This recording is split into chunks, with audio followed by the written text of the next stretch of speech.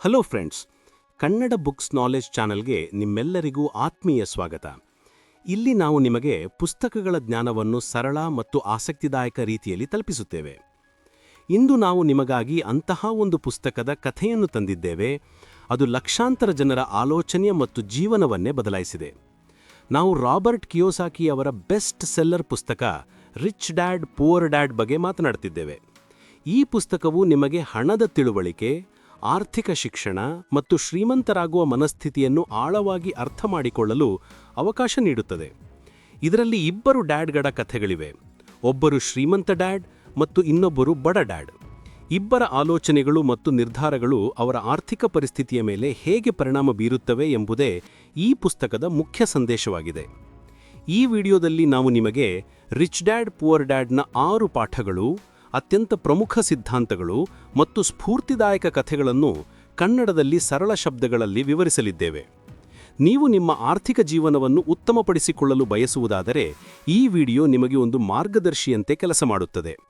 ಇದರಲ್ಲಿ ಹಣ ನಿಮಗಾಗಿ ಹೇಗೆ ಕೆಲಸ ಮಾಡಬಲ್ಲದು, ಆಸ್ತಿ ಮತ್ತು ಸಾಲದ ನಡುವಿನ ವ್ಯತ್ಯಾಸವೇನು, ಆರ್ಥಿಕ ಶಿಕ್ಷಣವು ನಿಮ್ಮ ಶಾಲಾ ಪಠ್ಯಕ್ರಮಕ್ಕಿಂತ ಹೇಗೆ ಹೆಚ್ಚು ಮುಖ್ಯವಾಗಿದೆ ಮತ್ತು ಶ್ರೀಮಂತರು ತಮ್ಮ ಆಲೋಚನೆಯಿಂದ ಹೇಗೆ ಶ್ರೀಮಂತರಾಗುತ್ತಾರೆ ಎಂಬುದನ್ನು ನೀವು ತಿಳಿಯುವಿರಿ.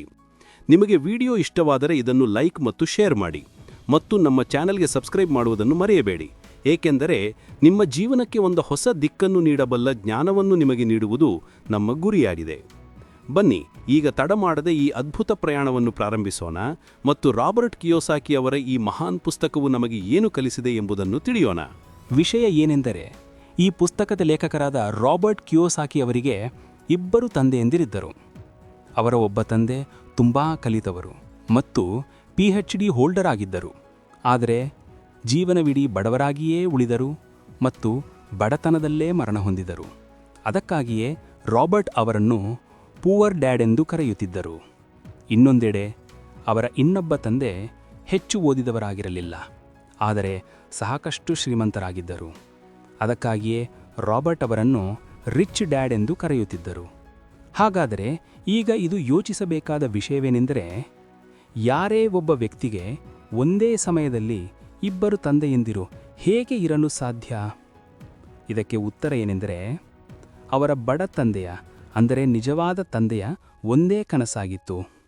ಅದೇನೆಂದರೆ, ರಾಬರ್ಟ್ ತುಂಬ ಕಷ್ಟಪಟ್ಟು ಓದಿದ ನಂತರ ಯಾವುದಾದರೂ ದೊಡ್ಡ ಕಂಪನಿಯಲ್ಲಿ ಕೆಲಸ ಮಾಡಿ ತನ್ನ ಭವಿಷ್ಯವನ್ನು ಸುರಕ್ಷಿತಗೊಳಿಸಿಕೊಳ್ಳಲಿ ಎಂದು.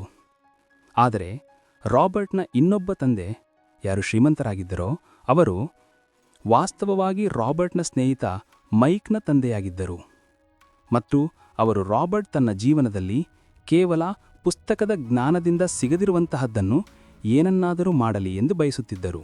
ಕೆಲವು ಪಾಠಗಳು ಎಂತಿರುತ್ತವೆ ಎಂದರೆ, ಮನುಷ್ಯ ಅವುಗಳನ್ನು ತನ್ನ ಜೀವನದ ಅನುಭವದಿಂದಲೇ ಕಲಿಯುತ್ತಾನೆ. ಹಾಗಾಗಿ ಶಾಲಾ ಶಿಕ್ಷಣವು ನಿಮಗೆ ಕೇವಲ ಒಳ್ಳೆಯ ಗ್ರೇಡ್ಗಳನ್ನು ಕೊಡಿಸಬಲ್ಲದು, ಆದರೆ ಜೀವನದ ಪಾಠವು ಬಹಳಷ್ಟು ಕಲಿಸುತ್ತದೆ. ಖಂಡಿತವಾಗಿಯೂ ಓದುವಿಕೆಗೆ ಅದರದೇ ಆದ ಮಹತ್ವವಿದೆ, ಆದರೆ ಕೇವಲ ಇದರ ಭರವಸೆಯ ಮೇಲೆಯೇ ಕುಳಿತು ಎಲ್ಲವನ್ನೂ ಗಳಿಸಲು ಸಾಧ್ಯವಿಲ್ಲ. ಹಾಗಾದರೆ ಬನ್ನಿ, ನಿಖರವಾಗಿ ನಾವೇನು ಮಾಡಬೇಕು ಮತ್ತು ಹೇಗೆ ಮಾಡಬೇಕು ಎಂದು ತಿಳಿಯೋಣ. ಅದಕ್ಕಾಗಿ ಮೊದಲ ಪಾಠ ಹೇಳುತ್ತದೆ ಏನೆಂದರೆ, ಶ್ರೀಮಂತರು ಹಣಕ್ಕಾಗಿ ಕೆಲಸ ಮಾಡುವುದಿಲ್ಲ. ಕೇಳಲು ಇದು ಸ್ವಲ್ಪ ವಿಚಿತ್ರವಾಗಿದೆ, ಆದರೆ ಈ ಸಾಲನ್ನು ಅರ್ಥ ಮಾಡಿಕೊಳ್ಳಲು ಈ ಕಥೆ ನಿಮಗೆ ಸಾಕಷ್ಟು ಸಹಾಯ ಮಾಡುತ್ತದೆ.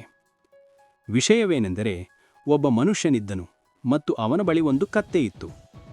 ಯಾವಾಗ ಆ ಮನುಷ್ಯನಿಗೆ ತನ್ನ ಕತ್ತೆಯಿಂದ ಕಠಿಣ ಪರಿಶ್ರಮದ ಕೆಲಸವನ್ನು ಮಾಡಿಸಬೇಕಿತ್ತೋ, ಆಗ ಅವನು ಅದರ ಕಣ್ಣ ಮುಂದೆ ಒಂದು ಕ್ಯಾರೆಟ್ ಅನ್ನು ತೂಗು ಹಾಕುತ್ತಿದ್ದನು.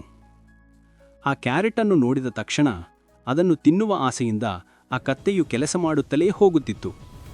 ಒಂದಲ್ಲ ಒಂದು ದಿನ ತಾನು ಆ ಕ್ಯಾರೆಟ್ ಹತ್ತಿರ ತಲುಪುತ್ತೇನೆ ಎಂಬ ದೊಡ್ಡ ಭರವಸೆ ಅದಕ್ಕಿತ್ತು. ಆ ಮನುಷ್ಯನಿಗೆ ಕೆಲಸ ಮಾಡಿಸಿಕೊಳ್ಳಲು ಇದೊಂದು ಒಳ್ಳೆಯ ತಂತ್ರವಾಯಿತು. ಆದರೆ ಪಾಪ, ಆ ಕತ್ತೆಗೆ ಎಂದಿಗೂ ಆ ಕ್ಯಾರೆಟ್ ಸಿಗಲೇ ಇಲ್ಲ. ಈಗ ಕೇಳಿ, ಏಕೆ ಎಂದು? ಏಕೆಂದರೆ ಆ ಕ್ಯಾರೆಟ್ ಕೇವಲ ಒಂದು ಭ್ರಮೆಯಾಗಿದೆ. ಬಹಳಷ್ಟು ಜನರು ಥೇಟ್ ಆ ಕತ್ತೆಯಂತೆಯೇ ಇರುತ್ತಾರೆ. ಒಂದಲ್ಲ ಒಂದು ದಿನ ತಾವು ಶ್ರೀಮಂತರಾಗುತ್ತೇವೆಂಬ ಭರವಸೆಯಲ್ಲಿ ಅವರು ಕಷ್ಟಪಟ್ಟು ದುಡಿಯುತ್ತಲೇ ಇರುತ್ತಾರೆ. ಆದರೆ ಹಣ ಎಂಬುದು ಅವರಿಗೆ ಕೇವಲ ಒಂದು ಕನಸಾಗಿಯೇ ಉಳಿದುಬಿಡುತ್ತದೆ. ಈ ಕನಸಿನ ಬೆನ್ನ ಹಿಂದೆ ಓಡುವುದರಿಂದ ನೀವದನ್ನು ಎಂದಿಗೂ ತಲುಪಲು ಸಾಧ್ಯವಿಲ್ಲ. ಆದ್ದರಿಂದ ಹಣಕ್ಕಾಗಿ ಕೆಲಸ ಮಾಡುವ ಬದಲು ಹಣವೇ ನಿಮಗಾಗಿ ಕೆಲಸ ಮಾಡುವಂತೆ ಮಾಡಿ. ನೀವು ಶ್ರೀಮಂತರಾಗಲು ಬಯಸಿದಾಗ ಕೇವಲ ಹಣ ಗಳಿಸುವಕ್ಕಾಗಿ ಕೆಲಸ ಮಾಡಬೇಡಿ.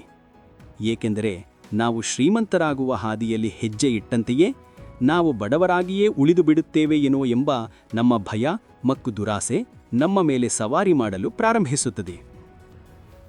ಕೇವಲ ಇದೇ ಭಯದಿಂದ ನಾವು ಇನ್ನೂ ಹೆಚ್ಚು ಕಠಿಣ ಪರಿಶ್ರಮ ಪಡಲು ತೊಡಗುತ್ತೇವೆ. ನಂತರ ನಮ್ಮ ದುರಾಸೆಯು ನಮ್ಮನ್ನು ಆವರಿಸಿಕೊಳ್ಳಲು ಪ್ರಾರಂಭಿಸುತ್ತದೆ. ಹಣದಿಂದ ಪಡೆಯಬಹುದಾದ ಆ ಎಲ್ಲ ಸುಂದರವಾದ ವಸ್ತುಗಳ ಬಗ್ಗೆ ನಾವು ಕಲ್ಪನೆ ಮಾಡಲು ಪ್ರಾರಂಭಿಸುತ್ತೇವೆ. ಈಗ ಇದೇ ಭಯ ಮತ್ತು ದುರಾಸೆ ನಮ್ಮನ್ನು ಎಂದಿಗೂ ಮುಗಿಯದಂತಹ ಒಂದು ಸುಳಿಯಲ್ಲಿ ಸಿಲುಕಿಸುತ್ತದೆ. ಆದ್ದರಿಂದ ನಾವು ಇನ್ನೂ ಹೆಚ್ಚು ಗಳಿಸಲು ಹೆಚ್ಚು ಶ್ರಮ ಪಡುತ್ತೇವೆ ಮತ್ತು ನಂತರ ನಮ್ಮ ಖರ್ಚೂ ಕೂಡ ಅದೇ ರೀತಿ ಹೆಚ್ಚಾಗಲು ಪ್ರಾರಂಭಿಸುತ್ತದೆ. ಇದನ್ನೇ ರಿಚ್ ಡ್ಯಾಡ್ ರ್ಯಾಟ್ ರೇಸ್ ಅಂದರೆ ಇಲಿಗಳ ಓಟ ಎಂದು ಕರೆಯುತ್ತಾರೆ. ಈಗ ಇದರ ಫಲಿತಾಂಶವೇನೆಂದರೆ ನಾವು ಹಣ ಗಳಿಸಲು ಮಿತಿಗಿಂತ ಹೆಚ್ಚು ಶ್ರಮಿಸುತ್ತೇವೆ, ಖರ್ಚು ಮಾಡುತ್ತೇವೆ ಮತ್ತು ಇದೊಂದು ಟ್ರ್ಯಾಪ್ ಅಂದರೆ ಇದೊಂದು ಬಲೆಯಾಗಿದೆ ಮತ್ತು ನೀವು ದುರಾಸೆ ಹಾಗೂ ಭಯದ ಈ ಬಲೆಯನ್ನು ತಪ್ಪಿಸಬೇಕು. ಏಕೆಂದರೆ ನಮ್ಮಲ್ಲಿ ಶ್ರೀಮಂತರಾಗಲು ಬಯಸುವ ಬಹುತೇಕ ಜನರು ಇದೇ ಬಲೆಗೆ ಬಲಿಯಾಗುತ್ತಾರೆ. ಆದ್ದರಿಂದ ಹಣದ ಹಿಂದೆ ಓಡಬೇಡಿ, ಬದಲಾಗಿ ಹಣವೇ ನಿಮ್ಮ ಹಿಂದೆ ಓಡಿ ಬರುವಂತೆ ಮಾಡಿ. ನಿಮಗೆ ಕೆಲಸ ಸಿಕ್ಕಿದ್ದರೆ ಪ್ರತಿ ತಿಂಗಳು ಒಂದು ಸಂಬಳ ಪಡೆಯಬೇಕೆಂಬ ಆಲೋಚನೆಯಿಂದ ಕೆಲಸಕ್ಕೆ ಹೋಗಬೇಡಿ. ಏಕೆಂದರೆ ಆ ಸಂಬಳ ನಿಮ್ಮ ಎಲ್ಲಾ ಬಿಲ್ಲುಗಳನ್ನು ಹೇಗೋ ಕಷ್ಟಪಟ್ಟು ಭರಿಸುತ್ತದೆ. ಹಾಗೆಯೇ ಇದು ಪ್ರತಿ ತಿಂಗಳ ಕಥೆಯಾಗಿ ಬಿಡುತ್ತದೆ. ನಂತರ ಬೇಸತ್ತು ನೀವು ಬೇರೊಂದು ಕೆಲಸವನ್ನು ಹುಡುಕಿ ಇನ್ನೂ ಹೆಚ್ಚು ಶ್ರಮಪಡಲು ಪ್ರಾರಂಭಿಸುತ್ತೀರಿ. ಆದರೆ ಆಗಲೂ ಕೂಡ ನೀವು ಹಣಕ್ಕಾಗಿಯೇ ಕೆಲಸ ಮಾಡುತ್ತಿರುತ್ತೀರಿ ಮತ್ತು ಇದೇ ಕಾರಣದಿಂದ ನೀವು ಎಂದಿಗೂ ಶ್ರೀಮಂತರಾಗಲು ಸಾಧ್ಯವಾಗುವುದಿಲ್ಲ. ಸತ್ಯವನ್ನು ಎದುರಿಸಿ. ನಿಮ್ಮ ಜವಾಬ್ದಾರಿ ನಿಮಗಾಗಿಯೇ ಇದೆ, ಬೇರೆಯವರಿಗಲ್ಲ. ಆದ್ದರಿಂದ ನಿಮಗಿರುವ ಯಾವುದೇ ಪ್ರಶ್ನೆಗಳನ್ನು ನಿಮ್ಮನ್ನೇ ಕೇಳಿಕೊಳ್ಳಿ, ಏಕೆಂದರೆ ಅವುಗಳ ಉತ್ತರ ಕೇವಲ ನಿಮ್ಮ ಬಳಿ ಮಾತ್ರ ಇದೆ. ನಿಮ್ಮ ಜೀವನದಲ್ಲಿ ಭದ್ರತೆ, ಸೆಕ್ಯುರಿಟಿ ಇರಲಿ ಎಂಬ ಕಾರಣಕ್ಕಾಗಿ ಮಾತ್ರ ನೀವು ಕೆಲಸ ಮಾಡುತ್ತಿದ್ದೀರಾ? ಕೆಲಸದಿಂದ ತೆಗೆದುಹಾಕುವ ಯಾವುದೇ ಭಯವಿಲ್ಲದ ಅಂಥ ಒಂದು ಕೆಲಸವೇ? ಅಥವಾ ನೀವು ಕೇವಲ ಹಣ ಗಳಿಸುವುದಕ್ಕಾಗಿ ಕೇವಲ ಹಣಕ್ಕಾಗಿ ಕೆಲಸ ಮಾಡುವ ಸಾಮಾನ್ಯ ಜನರಂತೆ ಯೋಚಿಸುವುದನ್ನು ಬಿಟ್ಟುಬಿಡಿ. ನನ್ನ ಬಾಸ್ ಕಡಿಮೆ ಹಣ ನೀಡುತ್ತಿದ್ದಾರೆ, ನನಗೆ ಹೆಚ್ಚು ಸಿಗಬೇಕು, ನಾನು ಇದಕ್ಕಿಂತ ಹೆಚ್ಚು ಗಳಿಸಬಹುದು ಎಂದು ಯೋಚಿಸುವುದನ್ನು ಬಿಟ್ಟುಬಿಡಿ. ಒಂದು ಮಾತು ನೆನಪಿಡಿ, ನಿಮ್ಮ ಸಮಸ್ಯೆಗಳಿಗೆ ನೀವೇ ಜವಾಬ್ದಾರರು, ಬೇರೆ ಯಾರೂ ಅಲ್ಲ. ಒಂದು ವೇಳೆ ಬಾಸ್ ನಿಮ್ಮ ಸಂಬಳವನ್ನು ಹೆಚ್ಚಿಸುತ್ತಿಲ್ಲ ಎಂದಾದರೆ ಅವರನ್ನು ದೂಷಿಸಬೇಡಿ. ಯಾವಾಗ ನೀವು ನಿಮ್ಮ ಸ್ವಂತ ಸಮಸ್ಯೆಗಳ ಜವಾಬ್ದಾರಿಯನ್ನು ತೆಗೆದುಕೊಳ್ಳುತ್ತೀರೋ ಆಗ ನೀವು ಮಾತ್ರವೇ ಅದಕ್ಕೆ ಪರಿಹಾರವನ್ನು ಕಂಡುಕೊಳ್ಳಬಲ್ಲಿರಿ. ಮತ್ತು ಇದೇ ಆ ಮೊದಲ ಪಾಠ ಮತ್ತು ಮೊದಲ ತತ್ವವಾಗಿದ್ದು ಇದನ್ನು ರಿಚ್ ಡ್ಯಾಡ್ ರಾಬರ್ಟ್ಗೆ ಕಲಿಸಿದರು. ಈ ಪಾಠದ ಒಂದು ಭಾಗ ಇದೂ ಆಗಿತ್ತು. ಏನೆಂದರೆ ರಿಚ್ ಡ್ಯಾಡ್ ಅವರನ್ನು ಒಂದು ಕನ್ವೀನಿಯನ್ಸ್ ಸ್ಟೋರ್ನಲ್ಲಿ ಅಂದರೆ ದಿನಸಿ ಅಂಗಡಿಯಲ್ಲಿ ಕೆಲಸ ಮಾಡಲು ಹಚ್ಚಿದರು. ಅವರಿಗೆ ಈ ಕೆಲಸಕ್ಕೆ ಯಾವುದೇ ಹಣ ಸಿಗಲಿಲ್ಲ. ಅವರು ಕೇವಲ ಕೆಲಸ ಮಾಡುತ್ತಲೇ ಇದ್ದರು.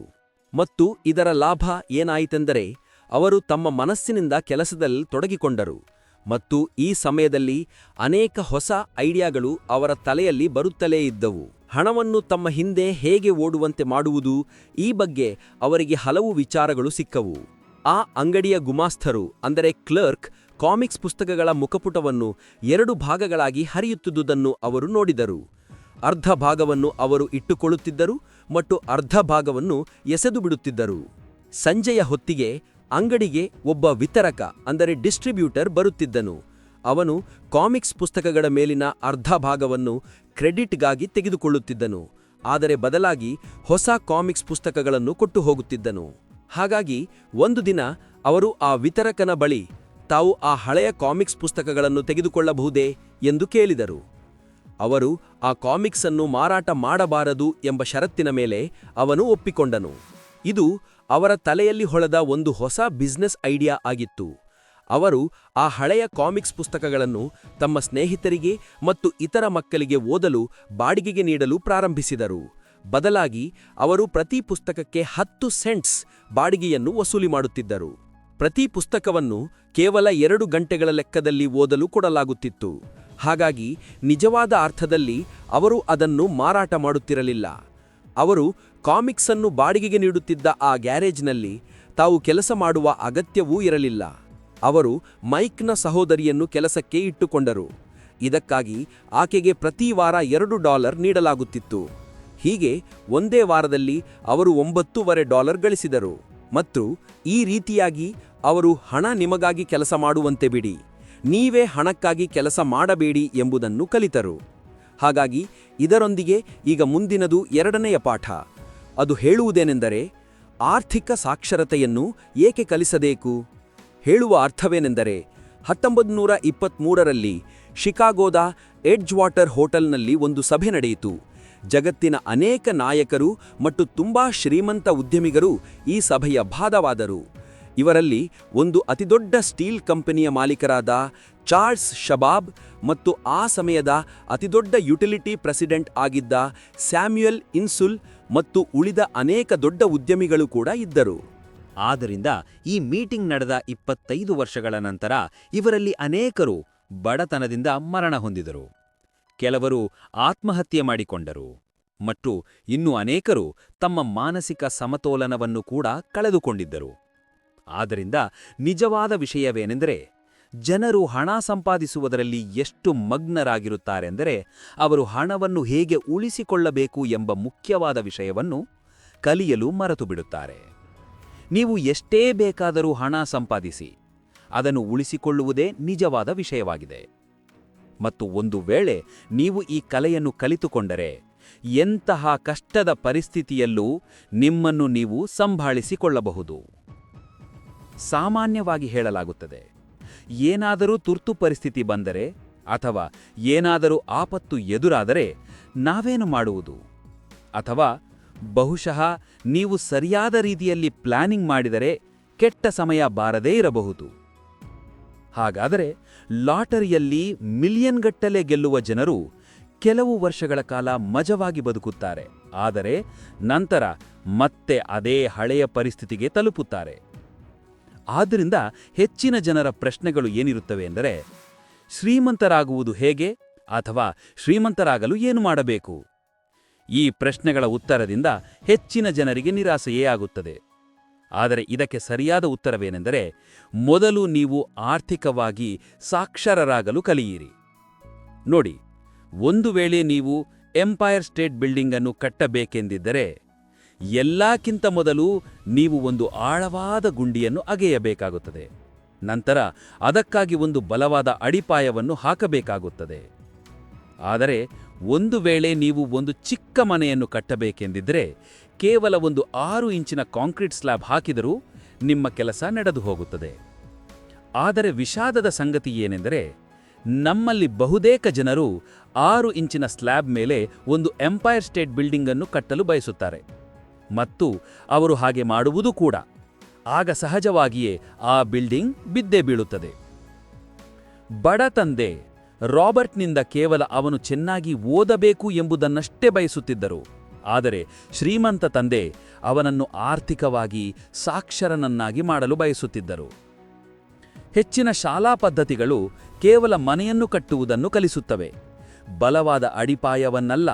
ಶಾಲಾ ಶಿಕ್ಷಣ ಮತ್ತು ಓದಿಗೆ ಅದರದ್ದೇ ಆದ ಮಹತ್ವ ಇದೆ, ಆದರೆ ನಿಜ ಜೀವನದಲ್ಲಿ ಇದೊಂದೇ ಎಲ್ಲವೂ ಅಲ್ಲ. ಮತ್ತು ಇದರೊಂದಿಗೆ ಈಗ ಮುಂದಿನದು 3ನೇ ಪಾಠ. ಅದು ಹೇಳುವುದೇನೆಂದರೆ, ಲಯಬಿಲಿಟೀಸ್ ಅಂದರೆ ಜವಾಬ್ದಾರಿಗಳು ಮತ್ತು ಅಸೆಟ್ಸ್ ಅಂದರೆ ಆಸ್ತಿಗಳು ನಡುವಿನ ವ್ಯತ್ಯಾಸವನ್ನು ಅರ್ಥಮಾಡಿಕೊಳ್ಳಿ ಮತ್ತು ಯಾವಾಗಲೂ ಅಸೆಟ್ಸ್ ಅನ್ನೇ ಖರೀದಿಸಿ.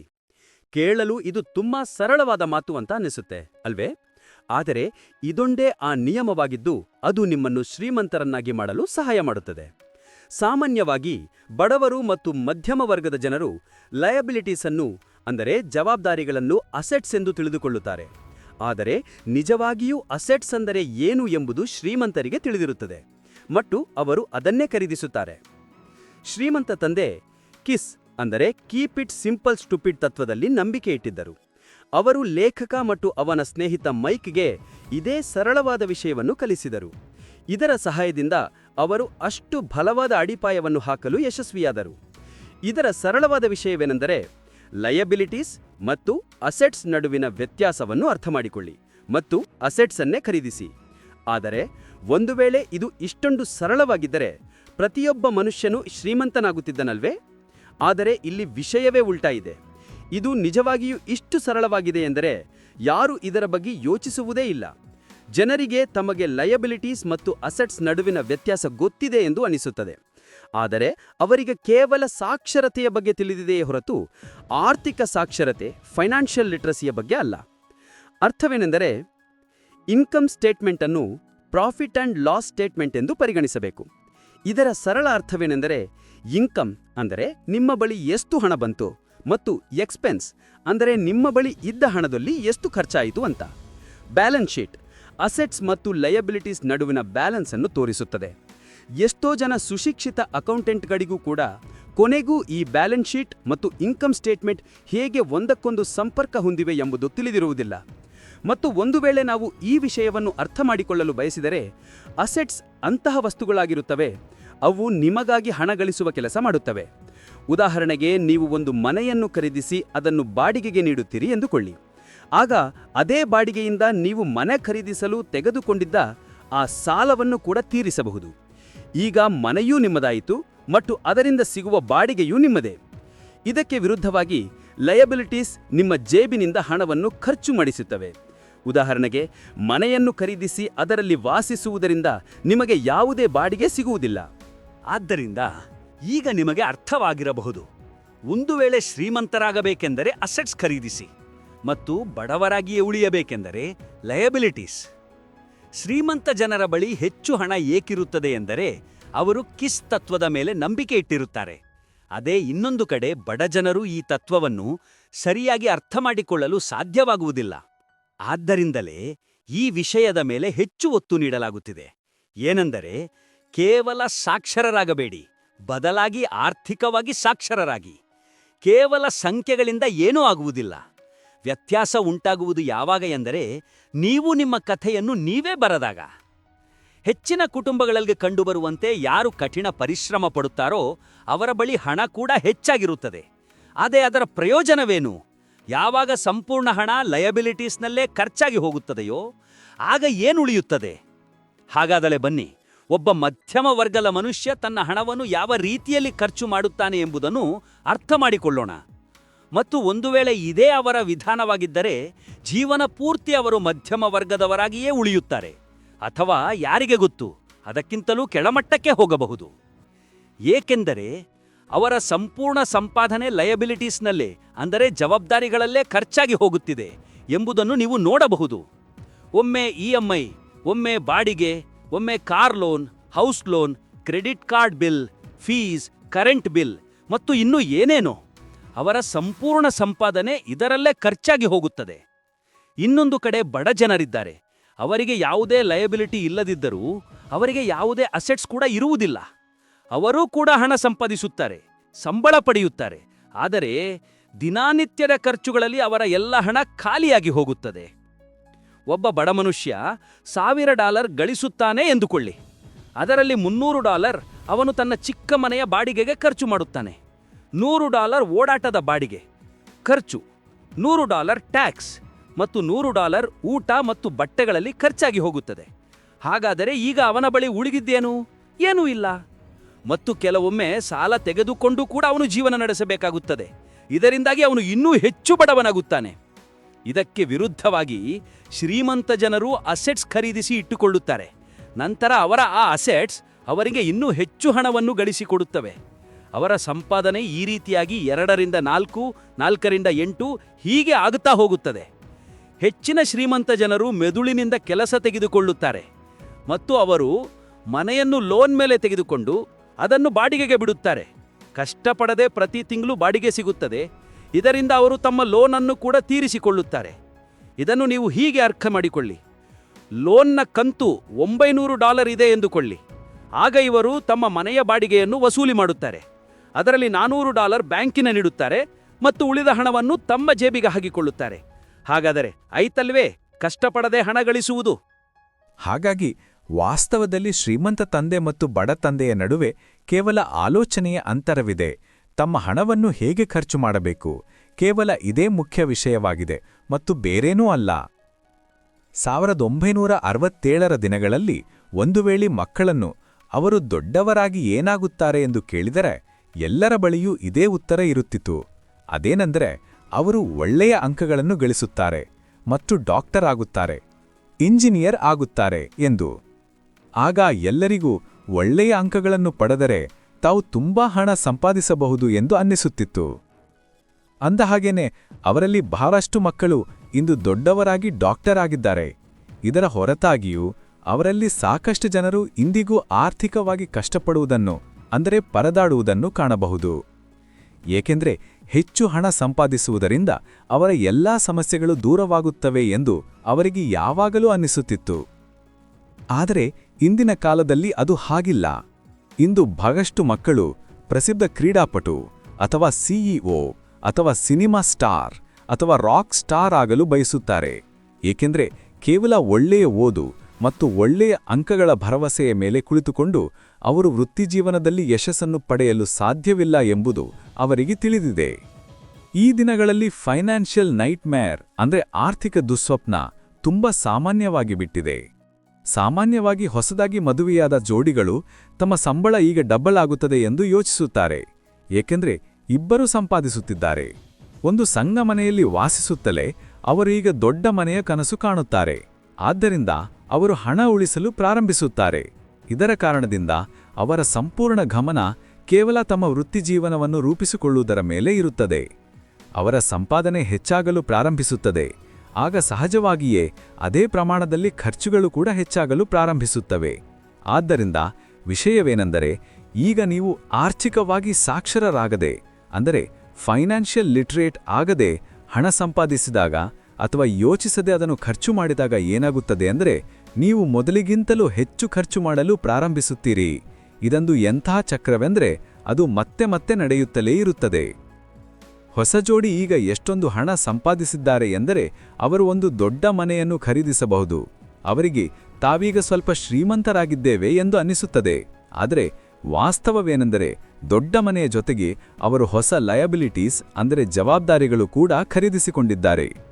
ಅವರ ಕ್ಯಾಶ್ ಫ್ಲೋನಲ್ಲಿ ಈಗ ಪ್ರಾಪರ್ಟಿ ಟ್ಯಾಕ್ಸ್ನ ಖರ್ಚು ಹೆಚ್ಚಾಗಿದೆ. ಈಗ ಅವರಿಗೆ ಒಂದು ಹೊಸ ಗಾಡಿಯೂ ಬೇಕು, ಪೀಠೋಪಕರಣಗಳು ಬೇಕು, ಎಲ್ಲವೂ ಹೊಸದು. ಅವರ ಲಯಬಿಲಿಟೀಸ್ ಹೆಚ್ಚಾಗುತ್ತಲೇ ಹೋಗುತ್ತಿವೆ. ಮತ್ತು ಹೆಚ್ಚಾಗಿ ಆಗುವುದೇನೆಂದರೆ ಆದಾಯದ ಜೊತೆಗೆ ಖರ್ಚುಗಳು ಕೂಡ ಹೆಚ್ಚಾಗಲು ಪ್ರಾರಂಭಿಸುತ್ತವೆ. ನಂತರ ಒಂದು ದಿನ ಇದ್ದಕ್ಕಿದ್ದಂತೆ ಈ ಸತ್ಯ ಬಹಿರಂಗವಾಗುತ್ತದೆ. ಆದರೆ ಅಷ್ಟರಾಗಲೇ ನಾವು ಈ ರ್ಯಾಟ್ ರೇಸ್ನಲ್ಲಿ, ಅಂದರೆ ಇಲಿಗಳ ಓಟದಲ್ಲಿ ಬಹಳ ಕೆಟ್ಟ ಪರಿಸ್ಥಿತಿಯಲ್ಲಿ ಸಿಲುಕೊಂಡಿರುತ್ತೇವೆ. ನಂತರ ಇಂತಹ ಜನರೇ ನಮ್ಮ ಲೇಖಕರಾದ ರಾಬರ್ಟ್ ಅವರ ಬಳಿ ಬಂದು ಶ್ರೀಮಂತರಾಗುವುದು ಹೇಗೆ ಎಂದು ಕೇಳುತ್ತಾರೆ. ಈಗ ಇದೇ ಪ್ರಶ್ನೆಯೇ ಸಮಸ್ಯೆಯ ಮೂಲವಾಗಿದೆ. ಏಕೆಂದರೆ ಹಣವೇ ಪ್ರತಿಯೊಂದಕ್ಕೂ ಪರಿಹಾರ ಎಂದು ಎಲ್ಲರಿಗೂ ಅನ್ನಿಸುತ್ತದೆ. ಹೀಗೆಂದು ನಂಬುವುದೇ ಒಂದು ದೊಡ್ಡ ತಪ್ಪಾಗಿದೆ. ಅವರ ಸಮಸ್ಯೆ ಏನೆಂದರೆ ಅವರು ಹೆಚ್ಚು ಹಣ ಸಂಪಾದಿಸುತ್ತಿಲ್ಲ ಎಂಬುದಲ್ಲ, ಬದಲಾಗಿ ಅವರ ಬಳಿ ಏನಿದೆಯೋ ಅದನ್ನು ಹೇಗೆ ನಿಭಾಯಿಸಬೇಕು, ಹ್ಯಾಂಡಲ್ ಮಾಡಬೇಕು ಎಂಬುದಾಗಿದೆ. ಹಾಗೆಯೇ ಇಲ್ಲಿ ಅನ್ವಯವಾಗುವ ಒಂದು ಗಾದೆ ಮಾತಿದೆ. ಯಾವಾಗ ನೀವು ನಿಮ್ಮನ್ನು ಒಂದು ಆಳವಾದ ಗುಂಡಿಯಲ್ಲಿ ಕಂಡುಕೊಳ್ಳುತ್ತೀರೋ ಆಗ ಇನ್ನೂ ಅಗೆಯುವುದನ್ನು ನಿಲ್ಲಿಸಿಬಿಡಿ. ಏಕೆಂದರೆ ಹೆಚ್ಚಿನ ಜನರು ಸಾರ್ವಜನಿಕವಾಗಿ ಮಾತನಾಡಲು, ಅಂದರೆ ಪಬ್ಲಿಕ್ ಸ್ಪೀಕಿಂಗ್ನನ್ನು ಹೆದರುತ್ತಾರೆ. ಮನೋವೈದ್ಯರು, ಅಂದರೆ ಸೈಕ್ಯಾಟ್ರಿಸ್ಟ್ ಏನಂದುಕೊಳ್ಳುತ್ತಾರೆಂದರೆ ಜನರು ಹೆದರಲು ಕಾರಣವೇನೆಂದರೆ ಅವರಿಗೆ ತಿರಸ್ಕಾರದ, ಅಂದರೆ ರಿಜೆಕ್ಷನ್ನ ಭಯವಿರುತ್ತದೆ ಮತ್ತು ಇತರರಿಗಿಂತ ಭಿನ್ನವಾಗಿ ಕಾಣುವ ಭಯವಿರುತ್ತದೆ. ಜನರು ನಮ್ಮ ಬಗ್ಗೆ ಏನು ಯೋಚಿಸಬಹುದು, ಅಥವಾ ಅವರು ನಮ್ಮನ್ನು ನೋಡಿ ನಗಬಹುದೇನೋ? ಕೇವಲ ಇದನ್ನೇ ಯೋಚಿಸಿ ಹೆಚ್ಚಿನ ಜನರು ಪಬ್ಲಿಕ್ ಸ್ಪೀಕಿಂಗ್ನಿಂದ ದೂರ ಓಡಿ ಹೋಗುತ್ತಾರೆ. ಎಲ್ಲರೂ ಏನು ಮಾಡುತ್ತಿರುತ್ತಾರೋ ಅದನ್ನೇ ಇವರು ಮಾಡಲು ಇಷ್ಟಪಡುತ್ತಾರೆ. ಇಂತಹ ಜನರು ತಮ್ಮನ್ನು ತಾವು ಗುಂಪಿನ, ಅಂದರೆ ಜನಸಮೂಹದ ಭಾಗವನ್ನಾಗಿ ಮಾಡಿಕೊಂಡು ತೃಪ್ತರಾಗಿ ಬಿಡುತ್ತಾರೆ. ನಿಮ್ಮ ಮನೆಯೇ ನಿಮ್ಮ ಅತಿ ದೊಡ್ಡ ಆಸ್ತಿ. ಸಾಲ ತೆಗೆದುಕೊಳ್ಳಿ. ಅರೆ, ಈಗಂತೂ ಪ್ರಮೋಷನ್ ಸಿಕ್ಕಿದೆ, ಈಗಂತೂ ಸಂಬಳ ಹೆಚ್ಚಾಗಿದೆ, ಆದ್ದರಿಂದ ಹೊಸ ಮನೆಯನ್ನಂತೂ ತೆಗೆದುಕೊಳ್ಳಲೇಬೇಕು. ಇದೇ ಮಾತುಗಳನ್ನು ನಾವು ಜನರಿಂದ ಕೇಳುತ್ತಾ ಬಂದಿದ್ದೇವೆ ಮತ್ತು ನಂತರ ನಾವು ಕೂಡ ಅದೇ ದಾರಿಯಲ್ಲಿ ನಡೆಯಲು ಪ್ರಾರಂಭಿಸುತ್ತೇವೆ. ಏಕೆಂದರೆ ಎಲ್ಲರೂ ಏನು ಮಾಡುತ್ತಿದ್ದಾರೋ ಅದು ಖಂಡಿತವಾಗಿಯೂ ಸರಿಯಾಗಿಯೇ ಇರುತ್ತದೆ ಅಣ್ಣ. ಇಷ್ಟೊಂದು ಜನ ಸೇರಿ ಏನೂ ತಪ್ಪು ಮಾಡಲು ಸಾಧ್ಯವಿಲ್ಲ ಅಲ್ವೇ ಎಂದು ನಾವು ಯೋಚಿಸುತ್ತೇವೆ. ಸರಿತಾನೆ, ರೈಟ್? ಆದರೆ ಇಲ್ಲ, ಅದು ಖಂಡಿತವಾಗಿಯೂ ಹಾಗಿಲ್ಲ. ರಿಚ್ ಡ್ಯಾಡ್ ಅಂದರೆ ಶ್ರೀಮಂತ ತಂದೆ ಹೇಳಿದ್ದರೇನೆಂದರೆ, ಜಪಾನೀಸ್ ಜನರಿಗೆ 3 ವಸ್ತುಗಳ ಶಕ್ತಿಯ ಬಗ್ಗೆ ತಿಳಿದಿತ್ತು: ಕತ್ತಿ, ಬೆಲೆಬಾಳುವ ರತ್ನಗಳು ಮತ್ತು ಕನ್ನಡಿ. ಕತ್ತಿಯು ತೋಳಬಲದ ಸಂಕೇತವಾಗಿದೆ, ಬೆಲೆಬಾಳುವ ರತ್ನಗಳು ಹಣದ ಶಕ್ತಿಯ ಸಂಕೇತವಾಗಿವೆ, ಮತ್ತು ಕನ್ನಡಿಯು ತನ್ನೊಳಗೆ ಅಡಗಿರುವ ಶಕ್ತಿಯನ್ನು ತೋರಿಸುತ್ತದೆ, ಮತ್ತು ಅದೇ ನಮ್ಮ ಅತಿ ದೊಡ್ಡ ಶಕ್ತಿಯಾಗಿದೆ. ಯಾವಾಗ ನೀವು ನಿಮ್ಮನ್ನು ಅರಿತುಕೊಳ್ಳುತ್ತೀರೋ, ಕನ್ನಡಿ ಮುಂದೆ ನಿಂತು ಒಂದು ವೇಳೆ ನಾನು ಸರಿಯಾಗಿದ್ದೇನೆಯೇ ಅಥವಾ ನಾನು ಕೂಡ ಗುಂಪಿನ ಭಾಗವಾಗಿಯೇ ಉಳಿಯಬೇಕೇ ಎಂದು ನಿಮ್ಮನ್ನೇ ನೀವು ಪ್ರಶ್ನೆ ಕೇಳಿಕೊಳ್ಳಬಹುದಾದರೆ, ಆಗ ನಿಮಗೆ ಸಿಗುವ ಉತ್ತರವಿದೆಯಲ್ಲ, ಕೇವಲ ಅದೇ ನಿಮ್ಮ ನಿಜವಾದ ಶಕ್ತಿಯಾಗಿದೆ. ಆದ್ದರಿಂದ ಬಡವರು ಮತ್ತು ಮಧ್ಯಮ ವರ್ಗದವರು ತಮ್ಮನ್ನು ಹಣದ ಗುಲಾಮರಾಗಲು ಬಿಡುತ್ತಾರೆ. ಅದಕ್ಕಾಗಿಯೇ ಅವರು ಎಂದಿಗೂ ಶ್ರೀಮಂತರಾಗಲು ಸಾಧ್ಯವಾಗುವುದಿಲ್ಲ. 16 ವರ್ಷದ ರಾಬರ್ಟ್ ಮತ್ತು ಮೈಕ್ ಶ್ರೀಮಂತ ತಂದೆಯ ಜೊತೆಗೆ ಅವರು ತಮ್ಮ ಅಕೌಂಟೆಂಟ್ಗಳು, ಮ್ಯಾನೇಜರ್ಗಳು, ಇನ್ವೆಸ್ಟರ್ಗಳು ಮತ್ತು ಉದ್ಯೋಗಿಗಳೊಂದಿಗೆ ನಡೆಸುತ್ತಿದ್ದ ಪ್ರತಿಯೊಂದು ಮೀಟಿಂಗಿಗೂ ಹೋಗುತ್ತಿದ್ದರು. ಇಲ್ಲಿ ಅಂತಹ ಒಬ್ಬ ಶ್ರೀಮಂತ ತಂದೆಯನ್ನು ನೋಡಲು ಸಿಗುತ್ತಾರೆ. ಅವರು ಹೆಚ್ಚು ಓದಿದವರಲ್ಲ, ಅವರು 13 ವರ್ಷ ವಯಸ್ಸಿನಲ್ಲೇ ಶಾಲೆಯನ್ನು ಬಿಟ್ಟಿದ್ದರು. ಆದರೆ ಇಂದು ಅವರು ಮೀಟಿಂಗ್ ನಡೆಸಬಲ್ಲರು ಮತ್ತು ತಮ್ಮ ಕೆಳಗೆ ಕೆಲಸ ಮಾಡುವ ಸುಶಿಕ್ಷಿತ ಜನರಿಗೆ ಆರ್ಡರ್ ಮಾಡ್ತಾರೆ, ಅವರಿಗೆ ಬಿಸಿನೆಸ್ ಟಿಪ್ಸ್ಗಳನ್ನು ವಿವರಿಸುತ್ತಾರೆ. ಇವರು ಗುಂಪಿನ ಭಾಗವಾಗದ, ಅಂದರೆ ಜನಸಮೂಹದ ಭಾಗವಾಗದ ಅಂತಹ ಒಬ್ಬ ವ್ಯಕ್ತಿ. ಅವರು ರಿಸ್ಕ್ ತೆಗೆದುಕೊಂಡರು ಮತ್ತು ಜನರ ಬಗ್ಗೆ ತಲೆಕೆಡಿಸಿಕೊಳ್ಳಲಿಲ್ಲ. ಜನ ತಮ್ಮ ಬಗ್ಗೆ ಏನು ಯೋಚಿಸುತ್ತಾರೆಂಬ ಭಯ ಇವರಿಗಿರಲಿಲ್ಲ. ಈ ಮೀಟಿಂಗ್ಗಳ ಫಲಿತಾಂಶ ಏನಾಯಿತೆಂದರೆ, ಲೇಖಕ ಮತ್ತು ಅವರ ಸ್ನೇಹಿತ ಇಬ್ಬರಿಗೂ ಶಾಲಾ ಓದಿನಲ್ಲಿ ಮನಸ್ಸು ಕೊಡಲು ಸಾಧ್ಯವಾಗಲಿಲ್ಲ. ಯಾವಾಗಲಾದರೂ ಅವರ ಟೀಚರ್ ಕೆಲಸ ಕೊಟ್ಟಾಗ ಅವರು ಅದನ್ನು ನಿಯಮಗಳ ಪ್ರಕಾರವೇ ಮಾಡಬೇಕಿತ್ತು. ಆಗ ಶಾಲಾ ಶಿಕ್ಷಣವು ಮಕ್ಕಳ ಪ್ರತಿಭೆಯನ್ನು ಹೊರಹೊಮ್ಮಿಸಲು ಹೇಗೆ ಬಿಡುವುದಿಲ್ಲ ಮತ್ತು ಅದನ್ನು ಹೇಗೆ ಅದುಮಿಡುತ್ತದೆ ಎಂಬುದು ಅವರಿಗೆ ಅರಿವಾಯಿತು. ಅದು ಅವರ ಸೃಜನಶೀಲತೆಯನ್ನು ಕೊಂದು ಅವರನ್ನು ಒಂದು ಅಚ್ಚಿನಲ್ಲಿ ಹಾಕಿ ಈ ಸಮಾಜದ ಕೇವಲ ಒಂದು ಯಾಂತ್ರಿಕ ಭಾಗವನ್ನಾಗಿ ಮಾಡಿಬಿಡುತ್ತದೆ. ಮತ್ತು ಅವರಿಗೆ ಟೀಚರ್ ಅವರ ಕೇವಲ ಒಳ್ಳೆಯ ಅಂಕಗಳು ಪಡೆಯುವ ಮೂಲಕವೇ ಯಶಸ್ವಿ ಮತ್ತು ಶ್ರೀಮಂತರಾಗಲು ಸಾಧ್ಯ ಎಂಬ ಮಾತಿನ ಬಗ್ಗೆಯೂ ನಿರಾಕರಣೆ ಇತ್ತು.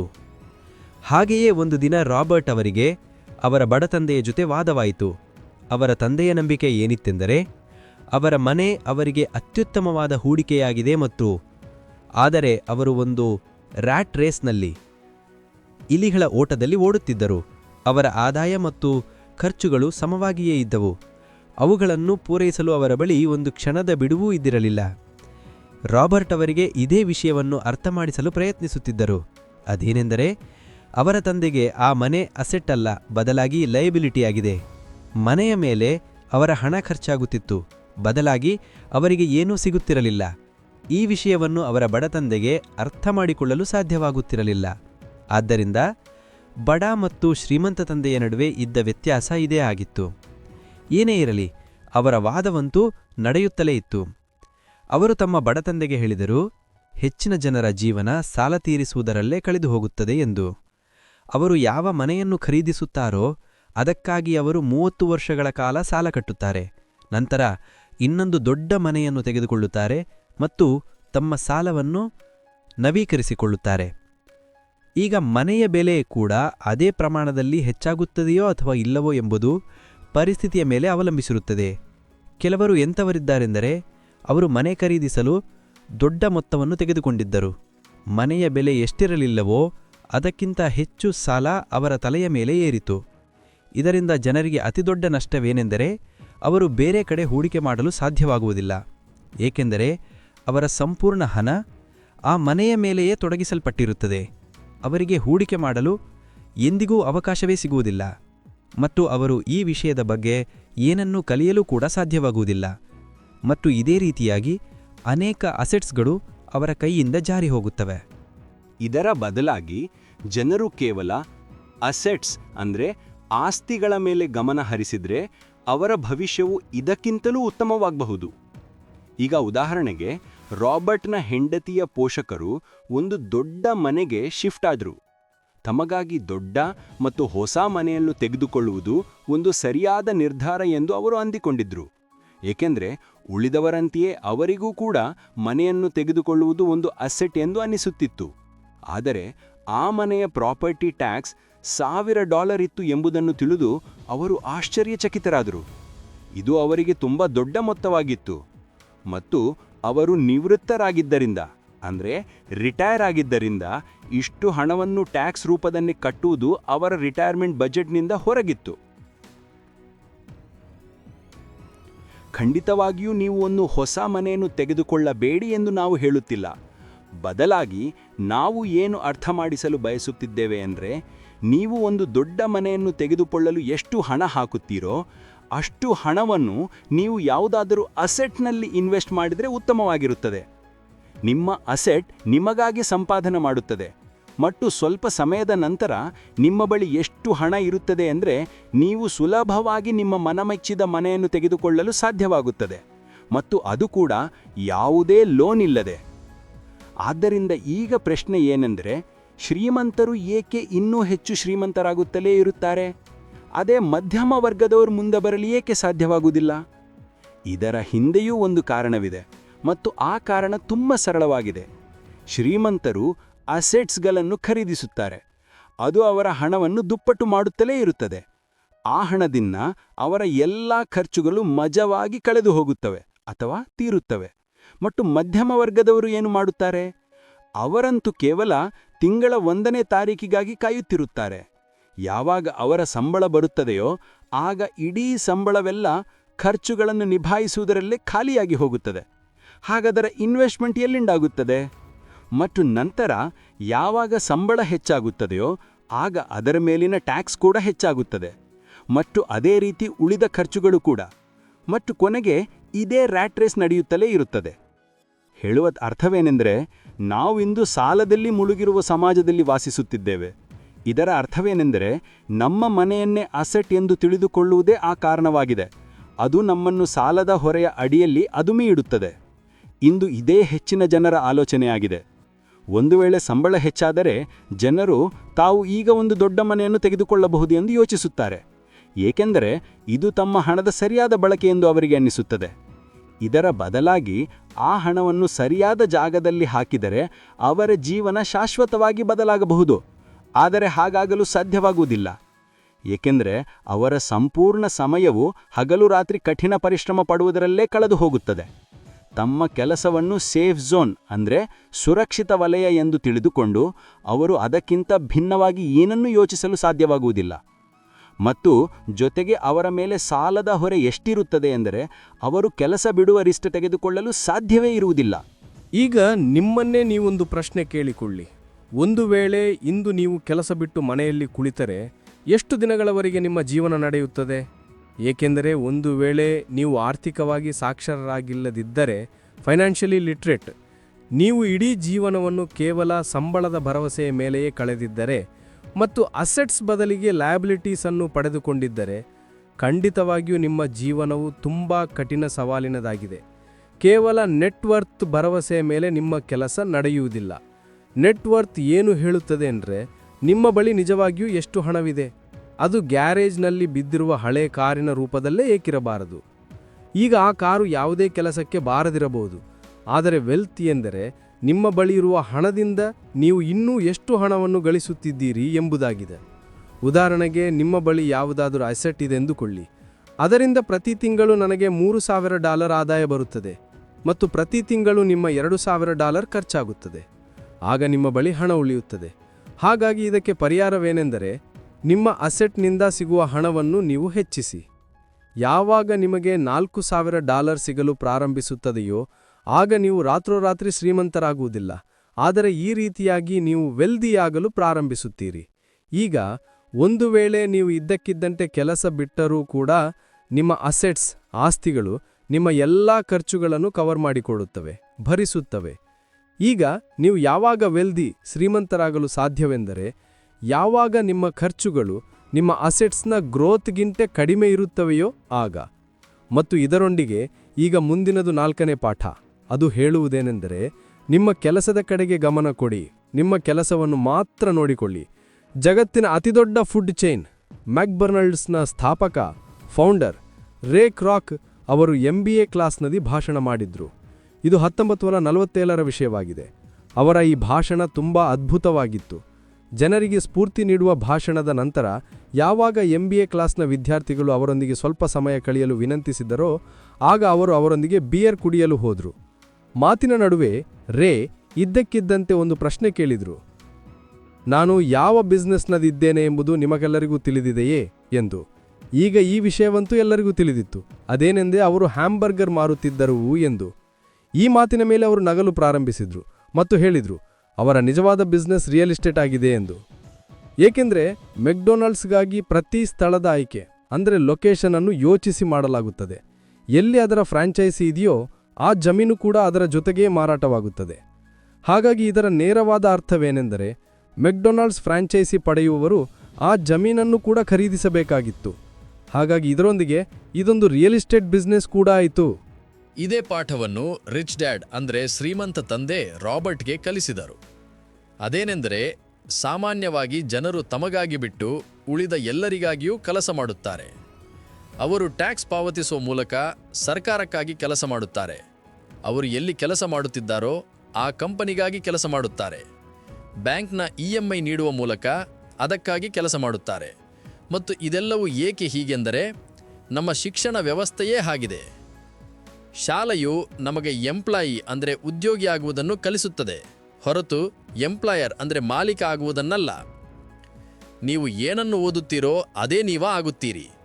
ಒಂದು ವೇಳೆ ನೀವು ಸೈನ್ಸ್ ಓದಿದ್ದರೆ ಡಾಕ್ಟರ್, ಮ್ಯಾಥಮೆಟಿಕ್ಸ್ ಓದಿದ್ದರೆ ಇಂಜಿನಿಯರ್, ಅಂದರೆ ನೀವು ಏನೇನು ಓದಿದ್ದೀರೋ ಅದೇ ನೀವು ಆಗಿದ್ದೀರಿ. ಈಗ ಸಮಸ್ಯೆ ಏನೆಂದರೆ ಇದರಿಂದ ವಿದ್ಯಾರ್ಥಿಗಳಿಗೆ ಯಾವುದೇ ಒಳ್ಳೆಯದಾಗುವುದಿಲ್ಲ. ಏಕೆಂದರೆ ಅವರು ನೌಕರಿ ಮತ್ತು ಬಿಸ್ನೆಸ್ ನಡುವಿನ ವ್ಯತ್ಯಾಸದಲ್ಲಿ ಸಿಲುಕಿಕೊಂಡು ಬಿಡುತ್ತಾರೆ. ಯಾರಾದರೂ ನಿಮ್ಮ ಬಿಸ್ನೆಸ್ ಏನು ಎಂದು ಕೇಳಿದಾಗ ನೀವು ನಾನೊಬ್ಬ ಡಾಕ್ಟರ್ ಅಥವಾ ಒಬ್ಬ ಬ್ಯಾಂಕರ್ ಎಂದು ಹೇಳಬಾರದು. ಏಕೆಂದರೆ ಅದು ನಿಮ್ಮ ವೃತ್ತಿಯಾಗಿದೆ, ಬಿಸ್ನೆಸ್ ಅಲ್ಲ. ಹೇಳುವ ಅರ್ಥವೇನೆಂದರೆ ನೀವು ಏನೇ ಮಾಡಿದರೂ ಅದನ್ನು ನಿಮ್ಮ ಬಿಸ್ನೆಸ್ ಮಾಡಿಕೊಳ್ಳಿ, ನೌಕರಿಯನ್ನಲ್ಲ. ನಿಮ್ಮ ಇಡೀ ಜೀವನವನ್ನು ಬೇರೆಯವರಿಗಾಗಿ ಕೆಲಸ ಮಾಡಿ ಅವರನ್ನು ಶ್ರೀಮಂತರನ್ನಾಗಿ ಮಾಡುವುದರಲ್ಲಿ ಹಾಳು ಮಾಡಿಕೊಳ್ಳಬೇಡಿ. ಬದಲಾಗಿ ನಿಮ್ಮ ಸ್ವಂತ ಜೀವನವನ್ನು ಸಂತೋಷಮಯವಾಗಿಸಲು ಕೆಲಸ ಮಾಡಿ. ಬಹಳಷ್ಟು ಜನರಿಗೆ ಈ ವಿಷಯದ ಅರಿವು ತುಂಬಾ ತಡವಾಗಿ ಆಗುತ್ತದೆ. ಏನೆಂದರೆ ಅವರ ಹೌಸ್ ಲೋನ್ ಅಂದರೆ ಮನೆ ಸಾಲ ಅವರ ಜೀವ ತೆಗೆಯುತ್ತಿದೆ ಎಂದು. ಮತ್ತು ಆಗ ಅವರಿಗೆ ಅನಿಸುತ್ತದೆ ಯಾವುದನ್ನು ಅವರು ಅಸೆಟ್ ಎಂದು ತಿಳಿದುಕೊಳ್ಳುವ ತಪ್ಪು ಮಾಡುತ್ತಿದ್ದವೋ ವಾಸ್ತವದಲ್ಲಿ ಅದು ಎಂದಿಗೂ ಅಸೆಟ್ ಆಗಿರಲೇ ಇಲ್ಲ. ಉದಾಹರಣೆಗೆ ಅವರು ಕಾರು ತೆಗೆದುಕೊಂಡರೆ ಅದಕ್ಕೆ ಸಂಬಂಧಿಸಿದ ಎಲ್ಲ ಖರ್ಚುಗಳು ಅವರ ಲಯಬಿಲಿಟೀಸ್ ಆಗಿಬಿಟ್ಟವು. ಆಗ ಅವರ ಕಷ್ಟಗಳು ಶುರುವಾಗುತ್ತವೆ. ಅದಕ್ಕಾಗಿಯೇ ನಾವು ಅಸೆಟ್ ಕಾಲಮ್ ಮೇಲೆ ಇಷ್ಟೊಂದು ಹೆಚ್ಚು ಒತ್ತು ನೀಡುತ್ತಿದ್ದೇವೆ, ನಿಮ್ಮ ಇನ್ಕಮ್ ಅಂದರೆ ಆದಾಯದ ಕಾಲಮ್ ಮೇಲಲ್ಲ.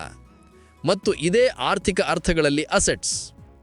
ನೀವು ಯಾವುದೇ ಕಾರನ್ನು ತೆಗೆದುಕೊಳ್ಳಿ ಎಂದು ನಾನು ಹೇಳುವುದಿಲ್ಲ, ಏಕೆಂದರೆ ನನ್ನ ದೃಷ್ಟಿಯಲ್ಲಿ ಅದು ಅಸೆಟ್ಸ್ ಅಲ್ಲ. ಏಕೆಂದರೆ ಯಾವಾಗ ನೀವು ಅದನ್ನು ಓಡಿಸಲು ಪ್ರಾರಂಭಿಸುತ್ತೀರೋ ಅದು ತನ್ನ ಬೆಲೆಯ 25% ಕಳೆದುಕೊಳ್ಳುತ್ತದೆ. ಈಗ ಎಂತಹ ಅಸೆಟ್ಸನ್ನು ಖರೀದಿಸಬೇಕು? ಇಲ್ಲಿ ನಾವು ನಿಮಗೆ ಕೆಲವು ಉದಾಹರಣೆಗಳನ್ನು ನೀಡುತ್ತೇವೆ. 1. ಎಂತಹ ಬಿಸ್ನೆಸ್ ಎಂದರೆ ಎಲ್ಲಿ ನಿಮ್ಮ ಉಪಸ್ಥಿತಿ ಅಂದರೆ ಹಾಜರಾತಿ ಅವಶ್ಯವಿಲ್ಲವೋ ಅದನ್ನು ಬೇರೆ ಜನರು ನಿಮಗಾಗಿ ನಡೆಸುತ್ತಾರೆ. ಏಕೆಂದರೆ ಒಂದು ವೇಳೆ ನೀವು ಅಲ್ಲಿ ಹೆಚ್ಚು ಸಮಯ ನೀಡಿದರೆ ಅದು ಬಿಸ್ನೆಸ್ ಅಲ್ಲ, ನೌಕರಿಯಾಗುತ್ತದೆ. 2. ರಿಯಲ್ ಎಸ್ಟೇಟ್ ಮೇಲೆ ಹಣ ಹೂಡಿಕೆ. 3. ಸ್ಟಾಕ್ ಮತ್ತು ಬಾಂಡನ್ನು ಖರೀದಿಸಿ. ಆದ್ದರಿಂದ ಯಾವಾಗ ನೀವು ಅಸೆಟ್ ಅಂದರೆ ಆಸ್ತಿ ಖರೀದಿಸುತ್ತೀರೋ ಆಗ ನಿಮ್ಮ ಇಷ್ಟದ ವಸ್ತುಗಳ ಮೇಲೆ ಹಣ ಹೂಡಿ. ಏಕೆಂದರೆ ನಿಮ್ಮ ಮನಸ್ಸಿದ್ದಲೇ ಮಾತ್ರ ನೀವು ಅದರ ಮೇಲೆ ಗಮನ ಹರಿಸಲು ಸಾಧ್ಯವಾಗುತ್ತದೆ.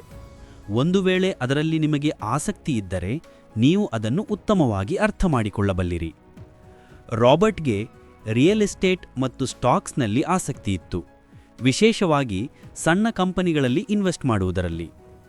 ತಮ್ಮ ಶ್ರೀಮಂತ ತಂದೆಯ ಸಲಹೆಯ ಮೇರೆಗೆ ಅವರು ತಮ್ಮ ಕೆಲಸವನ್ನು ಎಂದಿಗೂ ಬಿಡಲಿಲ್ಲ. ಅವರು ಕೆಲಸ ಮಾಡುತ್ತಲೇ ಇದ್ದರು. ಜೊತೆಗೆ ತಮ್ಮ ಅಸೆಟ್ ಕಾಲಮ್ ಅನ್ನು ದೊಡ್ಡದಾಗಿ ಮತ್ತು ಬಲವಾಗಿ ಮಾಡುತ್ತಾ ಹೋದರು. ನೀವು ಗಳಿಸುವ ಒಂದೊಂದು ಪೈಸಾಯನ್ನು ಕೂಡ ವ್ಯರ್ಥವಾಗಲು ಬಿಡಬೇಡಿ. ನಿಮ್ಮ ಹಣವನ್ನು ನಿಮ್ಮ ಗುಲಾಮ ಎಂದು ತಿಳಿದುಕೊಳ್ಳಿ, ಅದು ನಿಮಗಾಗಿ ಕೆಲಸ ಮಾಡಲಿ. ನೀವು ಐಷಾರಾಮಿ ವಸ್ತುಗಳನ್ನು ಖರೀದಿಸಲು ಬಯಸಿದರೆ ಖುಷಿಯಿಂದ ಖರೀದಿಸಿ, ಅದೇನು ದೊಡ್ಡ ವಿಷಯವಲ್ಲ. ಆದರೆ ಶ್ರೀಮಂತರು ಮತ್ತು ಮಧ್ಯಮ ವರ್ಗದವರ ನಡುವೆ ಇದೇ ಆಲೋಚನೆಯ ವ್ಯತ್ಯಾಸವಿದೆ ಎಂಬುದನ್ನು ಮರೆಯಬೇಡಿ. ಎಲ್ಲಿ ಮಧ್ಯಮ ವರ್ಗದವರು ಹಣ ಬಂದ ತಕ್ಷಣ ಮೊದಲು ಐಷಾರಾಮಿ ವಸ್ತುಗಳಿಗೆ ಖರ್ಚು ಮಾಡುತ್ತಾರೋ ಅದೇ ಶ್ರೀಮಂತ ವ್ಯಕ್ತಿ ಅದನ್ನು ಕೊನೆಯಲ್ಲಿ ಖರೀದಿಸುತ್ತಾನೆ.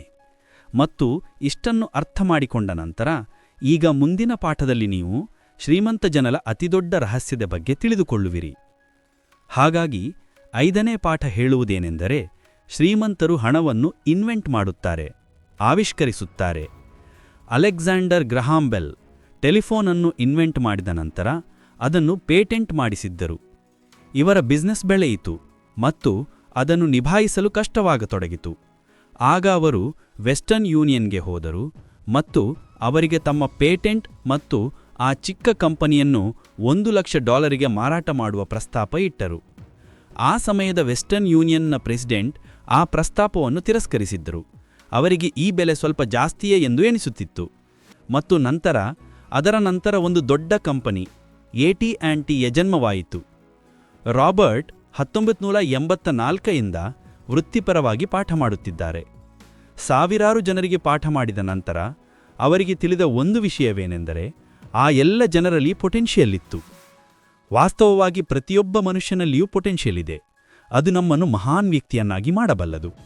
ಇದರ ಹೊರತಾಗಿಯೂ ನಮ್ಮನ್ನು ತಡೆಯುವುದು ಯಾವುದೇ ಎಂದರೆ ಅದು ಸ್ವತಃ ನಮ್ಮ ಮೇಲೆಯೇ ಡೌಟ್ ಪಡುವುದು. ಶಾಲೆ ಬಿಟ್ಟ ನಂತರ ಜೀವನದಲ್ಲಿ ಮುಂದೆ ಬರಲು ಕೇವಲ ಗ್ರೇಡ್ಗಳು ಅಂದರೆ ಅಂಕಗಳು ಮಾತ್ರ ಸಾಕಾಗುವುದಿಲ್ಲ ಎಂಬುದು ನಮಗೆ ತಿಳಿಯುತ್ತದೆ. ಹೇಗೆಂದರೆ ಕೇವಲ ಸ್ಮಾರ್ಟ್ ಜನರು ಮಾತ್ರ ಮುಂದೆ ಬರುವುದಿಲ್ಲ, ಬದಲಾಗಿ ಯಾರು ಬೋಲ್ಡ್ ಆಗಿರುತ್ತಾರೋ ಅವರು ಮುಂದೆ ಬರುತ್ತಾರೆ. ಫೈನಾನ್ಷಿಯಲ್ ಜೀನಿಯಸ್ ಆಗಲು ಇದರ ಜ್ಞಾನವು ಅಂದರೆ ನಾಲೆಡ್ಜ್ ಕೂಡ ಇರಬೇಕು ಎಂಬುದು ಸತ್ಯ. ಆದರೆ ಅದರ ಜೊತೆಗೆ ಧೈರ್ಯ ಮತ್ತು ಬೋಲ್ಡ್ನೆಸ್ ಕೂಡ ಬೇಕು. ಹೆಚ್ಚಿನ ಜನರು ಹಣದ ವಿಷಯದಲ್ಲಿ ಯಾವುದೇ ರಿಸ್ಕ್ ತೆಗೆದುಕೊಳ್ಳಲು ಬಯಸುವುದಿಲ್ಲ. ಆದರೆ ಶ್ರೀಮಂತರಾಗಲು ನೀವು ರಿಸ್ಕ್ ತೆಗೆದುಕೊಳ್ಳಲೇಬೇಕಾಗುತ್ತದೆ. ಏಕೆಂದರೆ ಮುಂಬರುವ ವರ್ಷಗಳಲ್ಲಿ ಒಬ್ಬ ಹೊಸ ಬಿಲ್ ಗೇಟ್ಸ್ ಹುಟ್ಟಬಹುದು ಅಥವಾ ಮುಂದಿನ ಅಲೆಕ್ಸಾಂಡರ್, ಮತ್ತು ಉಳಿದವರು ಬಹುಶಃ ದಿವಾಳಿಯಾಗಿ ಬಡವರಾಗಬಹುದು. ಈಗ ಇದು ನಿಮ್ಮ ಇಷ್ಟ. ನೀವು ಇವರಲ್ಲಿ ಏನಾಗಲು ಬಯಸುತ್ತೀರಿ ಎಂಬುದು. ಒಂದು ವೇಳೆ ನೀವು ನಿಮ್ಮ ಫೈನಾನ್ಷಿಯಲ್ IQ ಅನ್ನು ಹೆಚ್ಚಿಸಿಕೊಂಡರೆ ನೀವು ಬಹಳಷ್ಟು ಸಾಧಿಸಬಹುದು. ಮತ್ತು ಒಂದು ವೇಳೆ ಇಲ್ಲವೆಂದರೆ ಮುಂಬರುವ ವರ್ಷಗಳು ಇನ್ನೂ ಹೆಚ್ಚು ಭಯಾನಕವಾಗಿರಬಹುದು. ಏಕೆಂದರೆ ಪ್ರತಿಯೊಂದು ಹಳೆಯದು ಹೋಗುತ್ತದೆ, ಆಗ ಹೊಸದು ಬರುತ್ತದೆ. ಆದ್ದರಿಂದ ಇಂದು ಏನಿದೆಯೋ ಅದೇ ಅತ್ಯಂತ ಸಂತೋಷದ ಸಮಯವಾಗಿದೆ. ಇಂದಿನ ಕಾಲದಲ್ಲಿ ಜನರು ಆರ್ಥಿಕವಾಗಿ ಹೆಚ್ಚು ಕಷ್ಟಪಡುತ್ತಿದ್ದಾರೆ, ಅಂದರೆ ಸ್ಟ್ರಗಲ್ ಮಾಡ್ತಿದ್ದಾರೆ. ಏಕೆಂದರೆ ಅವರ ಆಲೋಚನೆ ಇನ್ನೂ ಹಳೆಯದಾಗಿದೆ. ನಂತರ ಅವರ ತಪ್ಪನ್ನು ಒಪ್ಪಿಕೊಳ್ಳದೆ ಒಂದು ಅವರ ಬಾಸ್ ಅನ್ನು ದೂಷಿಸುತ್ತಾರೆ ಅಥವಾ ಹೊಸ ಟೆಕ್ನಾಲಜಿಯನ್ನು.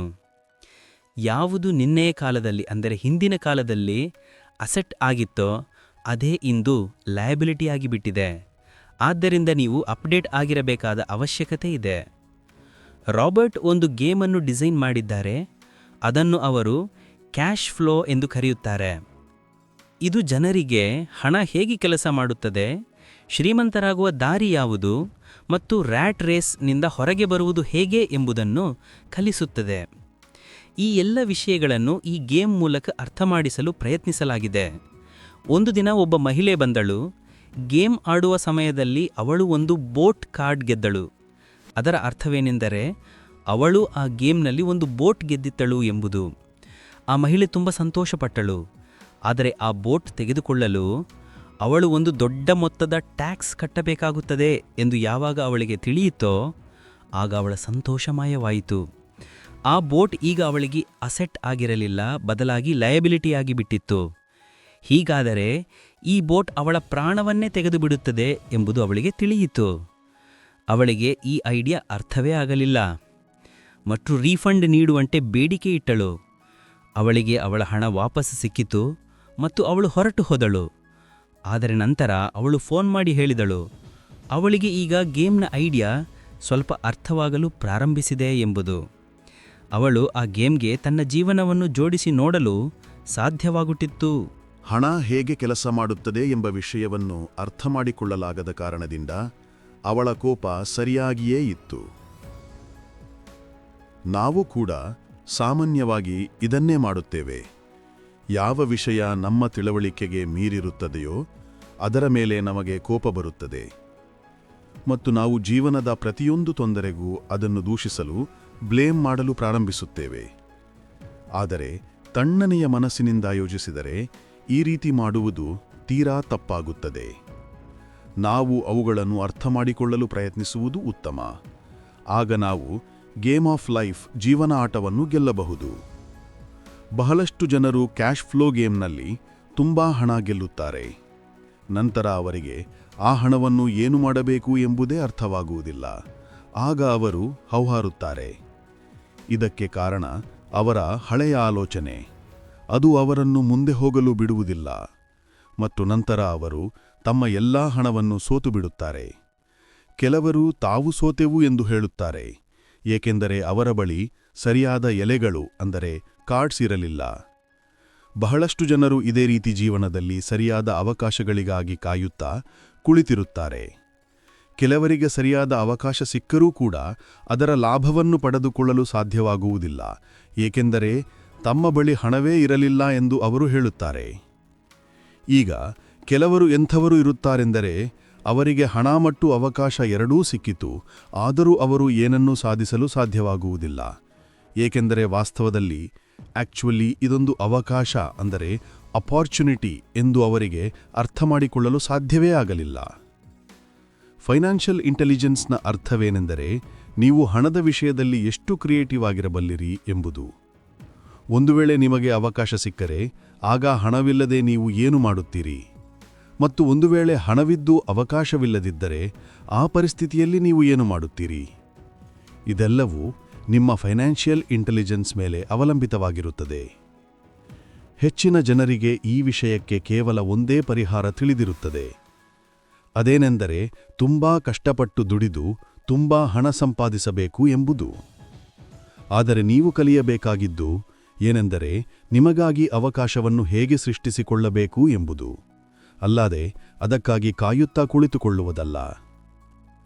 ಶ್ರೀಮಂತರ ಅತ್ಯಂತ ಮುಖ್ಯವಾದ ವಿಷಯವೇನೆಂದರೆ ಅವರಿಗೆ ಹಣವು ನಿಜವಾದ ಅಂದರೆ ಅಸಲಿ ವಸ್ತು ಅಲ್ಲ ಎಂಬುದು ತಿಳಿದಿರುತ್ತದೆ. ನಿಜವಾದ ವಿಷಯವೇನೆಂದರೆ ಇದರ ಸರಿಯಾದ ಅರ್ಥವನ್ನು ತಿಳಿದುಕೊಳ್ಳುವುದೇ ಆಗಿದೆ. ನಮಗೆ ಏನು ಬೇಕೋ ಅದನ್ನು ನಾವು ಇದರಿಂದ ಸೃಷ್ಟಿಸಬಹುದು ಎಂಬುದನ್ನು ತಿಳಿದುಕೊಳ್ಳುವುದೇ ಆಗಿದೆ. ನಮ್ಮ ಮೆದುಳೆ ನಮಗಿರುವ ಅತಿದೊಡ್ಡ ಅಸೆಟ್ ಆಗಿದೆ. ಇದೇ ನಮ್ಮನ್ನು ಸೂಪರ್ ರಿಚ್ ಅಥವಾ ಸೂಪರ್ ಪುವರ್ನನ್ನಾಗಿ ಮಾಡಬಲ್ಲದು. ಇದು ನಾವು ಅದನ್ನು ಹೇಗೆ ಬಳಸುತ್ತೇವೆ ಎಂಬುದರ ಮೇಲೆ ಅವಲಂಬಿತವಾಗಿರುತ್ತದೆ. ಯಾರು ಯಶಸ್ವಿಯಾಗಿದ್ದಾರೋ ಅವರೊಂದಿಗೆ ಹೆಜ್ಜೆ ಹಾಕಿ ನಡೆಯಬೇಕೆಂದರೆ ಹಣವನ್ನು ಬೆಳೆಸುವ ಬಯಕೆಯನ್ನು ನಿಮ್ಮೊಳಗೆ ಹೇಗೆ ಹುಟ್ಟಿಸಿಕೊಳ್ಳಬೇಕು ಎಂಬುದನ್ನು ನೀವು ಕಲಿಯಬೇಕಾಗುತ್ತದೆ. ನೀವು ನಿಮ್ಮ ಅತಿದೊಡ್ಡ ಅಸೆಟ್ಟನ್ನು ಅಂದರೆ ನಿಮ್ಮ ಮೆದುಳನ್ನು ಇನ್ವೆಸ್ಟ್ ಮಾಡುವ ಅವಶ್ಯಕತೆಯಿದೆ. ನೀವು ಫೈನಾನ್ಷಿಯಲಿ ಇಂಟೆಲಿಜೆಂಟ್ ಆಗಲೇಬೇಕಾಗುತ್ತದೆ. ಹಾಗಾದ್ರೆ ಬನ್ನಿ, ಇದನ್ನ ನಾವು ಒಂದು ಉದಾಹರಣೆ ಮೂಲಕ ಅರ್ಥಮಾಡಿಕೊಳ್ಳೋಣ. 1990ರ ದಶಕದಲ್ಲಿ ಅರಿಜೋನಾ ಮತ್ತು ಫೀನಿಕ್ಸ್ನ ಆರ್ಥಿಕ ಪರಿಸ್ಥಿತಿ ಕೆಟ್ಟದ್ದಾಗಿತ್ತು. ಅಲ್ಲಿನ ಜನರಿಗೆ ಪ್ರತಿ ತಿಂಗಳು $100 ಉಳಿಸಲು ಸಲಹೆ ನೀಡಲಾಗುತ್ತಿತ್ತು. ಕೆಟ್ಟ ಸಮಯಕ್ಕಾಗಿ ಹಣ ಉಳಿಸುವ ವಿಚಾರ ಸ್ವಲ್ಪ ಮಟ್ಟಿಗೆ ಸರಿಯಾಗಿಯೇ ಇದೆ. ಆದರೆ ನೀವು ಕೂಡಿಡುತ್ತಾ ಹೋಗುವ ಆ ಹಣದ ಪ್ರಯೋಜನವೇನು? ಇದಕ್ಕಿಂತ ಒಳ್ಳೆಯದು ಏನೆಂದರೆ ಅದರ ಸ್ವಲ್ಪ ಭಾಗವನ್ನು ಇನ್ವೆಸ್ಟ್ ಮಾಡುವುದು, ಅಂದರೆ ಹೂಡಿಕೆ ಮಾಡುವುದು. ಅದು ಮುಂದೊಂದು ದಿನ ನಿಮಗೆ ಲಾಭ ನೀಡುತ್ತದೆ. ಏನೇ ಇರಲಿ, ಅರಿಜೋನಾ ಮತ್ತು ಫೀನಿಕ್ಸ್ನ ಜನರ ಬಗ್ಗೆ ಮಾತನಾಡೋಣ. ಅವರು ಆರ್ಥಿಕ ಸಂಕಷ್ಟವನ್ನು ಎದುರಿಸುತ್ತಿದ್ದರು. ಇಂತಹ ಪರಿಸ್ಥಿತಿಯಲ್ಲಿ ಇನ್ವೆಸ್ಟರ್ಗಳಿಗೆ ಇದೊಂದು ಅದ್ಭುತ ಅವಕಾಶ ಎಂದು ಎನಿಸಿತ್ತು. ಜನರು ತಮ್ಮ ಪ್ರಾಪರ್ಟಿಯನ್ನು ಅತ್ಯಂತ ಕಡಿಮೆ ಬೆಲೆಗೆ ಮಾರುತ್ತಿದ್ದರಲ್ಲ, ಅದನ್ನು ಅನೇಕ ಇನ್ವೆಸ್ಟರ್ಗಳು ಮುಗಿಬಿದ್ದು ಖರೀದಿಸಿದರು. ರಾಬರ್ಟ್ ಕೂಡ $40,000 ಬೆಲೆ ಬಾಳುವ ಒಂದು ಮನೆಯನ್ನು ಕೇವಲ $10,000ಗೆ ಖರೀದಿಸಿದರು. ಇದರ ನಂತರ ಅವರು ಅಟಾರ್ನಿ ಆಫೀಸ್ನಲ್ಲಿ ಒಂದು ಜಾಹೀರಾತು ಅಂದರೆ ಆಡ್ ನೀಡಿದ್ರು. $40,000ನ ಮನೆ ಕೇವಲ $60,000ಗೆ. ಇದನ್ನು ತೆಗೆದುಕೊಳ್ಳಲು ಗ್ರಾಹಕರು ಮುಗಿಬಿದ್ದರು. ರಾಬರ್ಟ್ ಅವರ ಫೋನ್ ರಿಂಗಣಿಸುವುದು ನಿಲ್ಲುತ್ತಲೇ ಇರಲಿಲ್ಲ. ವಿಷಯವೇನೆಂದರೆ ಈ ಹಣ ಅವರಿಗೆ ಆ ಅಸೆಟ್ನಿಂದ ಸಿಗಲಿತ್ತು. ಅದನ್ನು ಅವರು ಪ್ರೈಮರಿ ನೋಟ್ ರೂಪದಲ್ಲಿ ಗ್ರಾಹಕನಿಂದ ಪಡೆದಿದ್ರು ಮತ್ತು ಅವರಿಗೆ ಈ ಹಣ ಸಂಪಾದಿಸಲು ಕೇವಲ 5 ಗಂಟೆಗಳು ಹಿಡಿದಿತ್ತು. ಅವರು ಇನ್ವೆಂಟ್ ಮಾಡಿದ ಆ $40,000 ಅವರ ಅಸೆಟ್ ಕಾಲಂನಿಂದ ಕ್ರಿಯೇಟ್ ಆಗಿತ್ತು ಮತ್ತು ಅದು ಯಾವುದೇ ಟ್ಯಾಕ್ಸ್ ಇಲ್ಲದೆ ಅವರು ಇದ್ದಕ್ಕಿದ್ದಂತೆ ಸಿಕ್ಕ ಒಂದು ಅವಕಾಶದ ಲಾಭವನ್ನು ಪಡೆದುಕೊಂಡು ಈ ಹಣವನ್ನು ಕ್ರಿಯೇಟ್ ಮಾಡಿ ತಮ್ಮ ಇನ್ಕಮ್ ಕಾಲಂನಲ್ಲಿ ಆಡ್ ಮಾಡಿಕೊಂಡ್ರು. ಕೆಲವೇ ವರ್ಷಗಳ ನಂತರ ಅವರ ಈ ಬಿಸಿನೆಸ್ ಎಷ್ಟು ಹಣವನ್ನು ಕ್ರಿಯೇಟ್ ಮಾಡಿತ್ತು ಎಂದರೆ ಅವರ ಕಂಪನಿಯ ಕಾರು, ಗ್ಯಾಸ್, ಇನ್ಶೂರೆನ್ಸ್, ಕ್ಲೈಂಟ್ ಜೊತೆಗಿನ ಡಿನ್ನರ್ ಟ್ರಿಪ್ ಮತ್ತು ಉಳಿದ ವಿಷಯಗಳೆಲ್ಲವೂ ಕವರ್ ಆಗಿ ಹೋದವು. ಸರ್ಕಾರ ಆ ಖರ್ಚಿನ ಮೇಲೆ ಟ್ಯಾಕ್ಸ್ ಹಾಕುವಷ್ಟರಲ್ಲಿ ಇವುಗಳಲ್ಲಿ ಹೆಚ್ಚಿನ ವಿಷಯಗಳು ಪ್ರೀ ಟ್ಯಾಕ್ಸ್ ಎಕ್ಸ್ಪೆನ್ಸ್ಗಳಲ್ಲಿ ಖರ್ಚಾಗಿ ಹೋಗಿದ್ದವು. ಕೆಲವೇ ವರ್ಷಗಳ ನಂತರ ಯಾವ ಮನೆ $60,000ಗೆ ಮಾರಾಟವಾಗಿತ್ತೋ ಈಗ ಅದು $100,000 ಬೆಲೆಯದ್ದಾಗಿತ್ತು. ಈಗಲೂ ಅವರ ಬಳಿ ಕೆಲವು ಅವಕಾಶಗಳಿದ್ದವು, ಆದರೆ ಅವು ಕೇವಲ ಕಡಿಮೆ ಇದ್ದವು. ಅವುಗಳಿಗಾಗಿ ರಾಬರ್ಟ್ ಒಂದು ಬೆಲೆಬಾಳುವ ಅಸೆಟ್ ಮತ್ತು ತಮ್ಮ ಸಮಯವನ್ನೂ ಹಾಕಬೇಕಾಗಿತ್ತು. ಆದ್ದರಿಂದ ಅವರು ಮುಂದೆ ಸಾಗಿದರು. ಅವರು ಈಗ ಹೊಸ ಅವಕಾಶಗಳನ್ನು ಹುಡುಕಬೇಕಾಗಿತ್ತು. ಈಗ ನೀವು ನಿಮ್ಮನ್ನೇ ಒಂದು ಪ್ರಶ್ನೆ ಕೇಳಿಕೊಳ್ಳಿ. ಕಷ್ಟಪಟ್ಟು ದುಡಿಯುವುದು ಕೂಡ ತುಂಬಾ ಕಷ್ಟದ ಕೆಲಸವಾಗಿದೆ. 10% ಟ್ಯಾಕ್ಸ್ ಕಟ್ಟಿ ಮತ್ತು ಉಳಿದಿದ್ದನ್ನು ಉಳಿಸಿ. ಈಗ ಆ ಸೇವಿಂಗ್ಸ್ ನಿಮಗೆ 5% ಬಡ್ಡಿ ನೀಡುತ್ತದೆ ಮತ್ತು ನಂತರ ಅದರ ಮೇಲೂ ನೀವು ಇನ್ನೂ ಟ್ಯಾಕ್ಸ್ ಕಟ್ಟುತ್ತೀರಿ. ಇದಕ್ಕಿಂತ ಒಳ್ಳೆಯದು ನೀವು ನಿಮ್ಮ ಹಣ ಮತ್ತು ಸಮಯವನ್ನು ನಿಮ್ಮ ಅತ್ಯಂತ ಶಕ್ತಿಯುತ ಅಸೆಟ್ ಅಂದರೆ ನಿಮ್ಮ ಮೆದುಳಿನ ಮೇಲೆ ಇನ್ವೆಸ್ಟ್ ಮಾಡಿ ಮತ್ತು ಫೈನಾನ್ಷಿಯಲಿ ಇಂಟೆಲಿಜೆಂಟ್ ಆಗಿ. ಈ ಜಗತ್ತು ಎಂದಿಗೂ ಒಂದೇ ರೀತಿ ಇರುವುದಿಲ್ಲ. ಇಂದು ಅಥವಾ ನಾಳೆ ಇರುವುದಿಲ್ಲ. ಕೆಲವೊಮ್ಮೆ ಕುಸಿತದ ಮಂದಿಯ ಸಮಯವಾದರೆ ಇನ್ನು ಕೆಲವೊಮ್ಮೆ ಏರಿಕೆ ಅಂದರೆ ತೇಜಿಯ ಸಮಯ ನಡೆಯುತ್ತಲೇ ಇರುತ್ತದೆ. ಸಮಯದೊಂದಿಗೆ ಟೆಕ್ನಾಲಜಿ ಇನ್ನೂ ಉತ್ತಮವಾಗುತ್ತಾ ಹೋಗುತ್ತದೆ. ಇಂದು ಮಾರ್ಕೆಟ್ ಮೇಲಿದ್ದರೆ ನಾಳೆ ಕೆಳಗಿರುತ್ತದೆ. ವಿಶೇಷವಾಗಿ ಸ್ಟಾಕ್ ಮಾರ್ಕೆಟ್ ಅಂತೂ ಪ್ರತಿದಿನ ಬದಲಾಗುತ್ತದೆ. ಆದರೆ ಇದರಿಂದ ನಿಮಗೇನು ವ್ಯತ್ಯಾಸವಾಗುತ್ತದೆ? ಒಂದು ವೇಳೆ ನೀವು ಫೈನಾನ್ಷಿಯಲಿ ಇಂಟೆಲಿಜೆಂಟ್ ಅಂದರೆ ಆರ್ಥಿಕವಾಗಿ ಬುದ್ಧಿವಂತರಾಗಿದ್ದರೆ. ಏಕೆಂದರೆ ನೀವು ಪ್ರತಿಯೊಂದು ಪರಿಸ್ಥಿತಿಗೂ ತಯಾರಾಗಿರುತ್ತೀರಿ. ನಿಮಗೆ ಜೀವನದಲ್ಲಿ ಅಸಂಖ್ಯಾತ ಅವಕಾಶಗಳು ಸಿಗುತ್ತವೆ. ಅಲ್ಲಿ ನೀವು ನಿಮ್ಮ ಫೈನಾನ್ಷಿಯಲ್ ಇಂಟೆಲಿಜೆನ್ಸ್ನ ಲಾಭವನ್ನು ಪಡೆದುಕೊಳ್ಳಬಹುದು. ಅವಶ್ಯಕತೆ ಇರುವುದು ಕೇವಲ ಆ ಅವಕಾಶಗಳನ್ನು ಹಿಡಿದುಕೊಳ್ಳುವುದಷ್ಟೇ. ಮತ್ತು ಇದು ಯಾವುದೇ ಉಸಾಬರಿ ಇಲ್ಲದ ಅಂದರೆ ತೊಂದರೆ ಇಲ್ಲದ ಕೆಲಸವಾಗಿದೆ. ಸಾಮಾನ್ಯವಾಗಿ ನಾವು 2 ರೀತಿಯ ಇನ್ವೆಸ್ಟರ್ಸ್ಗಳನ್ನು ನೋಡಬಹುದು. ಮೊದಲನೆಯವರು ಪ್ಯಾಕೇಜ್ ಇನ್ವೆಸ್ಟ್ಮೆಂಟನ್ನು ಖರೀದಿಸುವವರು ಮತ್ತು ಇದು ತುಂಬ ಸುಲಭ. ಎರಡನೇ ರೀತಿಯ ಇನ್ವೆಸ್ಟರ್ಗಳು ತಮಗಾಗಿ ತಾವೇ ಇನ್ವೆಸ್ಟ್ಮೆಂಟನ್ನು ಕ್ರಿಯೇಟ್ ಮಾಡಿಕೊಳ್ಳುತ್ತಾರೆ. ಇವರನ್ನು ನೀವು ಪ್ರೊಫೆಷನಲ್ ಎಂದು ಕರೆಯಬಹುದು. ಇವರು ಹೂಡಿಕೆ ಮಾಡುತ್ತಾರೆ, ಅದರಿಂದ ಹಲವು ಪಟ್ಟು ಹೆಚ್ಚು ಹಣವನ್ನು ಮಾಡಿಕೊಳ್ಳುತ್ತಾರೆ. ಈಗ ಒಂದು ವೇಳೆ ನೀವು ಈ ರೀತಿಯ ಇನ್ವೆಸ್ಟರ್ ಆಗಲು ಬಯಸಿದರೆ ನೀವು ಮುಖ್ಯವಾಗಿ ಈ 3 ಸ್ಕಿಲ್ಸ್ಗಳನ್ನು ಅರ್ಥ ಮಾಡಿಕೊಳ್ಳುವ ಅವಶ್ಯಕತೆ ಇದೆ. 1. ಎಂತಹ ಅವಕಾಶವನ್ನು ಹುಡುಕಿ ಎಂದರೆ ಅದನ್ನು ಬೇರೆಯವರು ಹುಡುಕಲು ಸಾಧ್ಯವಾಗದಿರಲಿ. ನೆನಪಿರಲಿ, ಬೇರೆಯವರ ಕಣ್ಣುಗಳಿಗೆ ಕಾಣಿಸದೇ ಇರುವುದನ್ನು ಕೂಡ ನಿಮ್ಮ ಮೆದುಳು ನೋಡಬಲ್ಲದು. 2. ಹಣವನ್ನು ಹೆಚ್ಚಿಸಿ. ಯಾವಾಗ ಹಣದ ಅವಶ್ಯಕತೆ ಬೀಳುತ್ತದೆಯೋ ಆಗ ಮಧ್ಯಮ ವರ್ಗದವರು ಕೇವಲ ಬ್ಯಾಂಕಿಗೆ ಹೋಗುತ್ತಾರೆ. ಆದರೆ ಎರಡನೇ ವಿಧದ ಇನ್ವೆಸ್ಟರ್ಗಳು ಹಣವನ್ನು ಹೆಚ್ಚಿಸಿ ಕ್ಯಾಪಿಟಲ್ ರೈಸ್ ಮಾಡುತ್ತಾರೆ. ಅವರಿಗೆ ಯಾವಾಗಲೂ ಬ್ಯಾಂಕಿನ ಅವಶ್ಯಕತೆ ಬೀಳುವುದಿಲ್ಲ. 3. ಸ್ಮಾರ್ಟ್ ಜನರನ್ನು ಆರ್ಗನೈಸ್ ಮಾಡಿ. ಇಂಟೆಲಿಜೆಂಟ್ ಜನರು ಅವರಾಗಿರುತ್ತಾರೆ ಯಾರು ತಮಗಿಂತ ಹೆಚ್ಚು ಸ್ಮಾರ್ಟ್ ಆಗಿರುವ ಜನರೊಂದಿಗೆ ಸೇರಿ ಕೆಲಸ ಮಾಡುತ್ತಾರೋ. ಆದ್ದರಿಂದ ಇನ್ವೆಸ್ಟ್ ಮಾಡುವ ಮೊದಲು ನಿಮ್ಮ ಇನ್ವೆಸ್ಟ್ಮೆಂಟ್ ಅಡ್ವೈಸರ್ನ್ನು ಆಯ್ಕೆ ಮಾಡಿಕೊಳ್ಳಿ. ಇದೆಲ್ಲವೂ ನಿಮಗೆ ಸ್ವಲ್ಪ ಹೆಚ್ಚೆ ಎಂದು ಅನಿಸಬಹುದು ಎಂಬುದು ನನಗೂ ತಿಳಿದಿದೆ. ಆದರೆ ಇದರ ಪ್ರತಿಫಲಗಳು ತುಂಬ ಅದ್ಭುತವಾಗಿವೆ.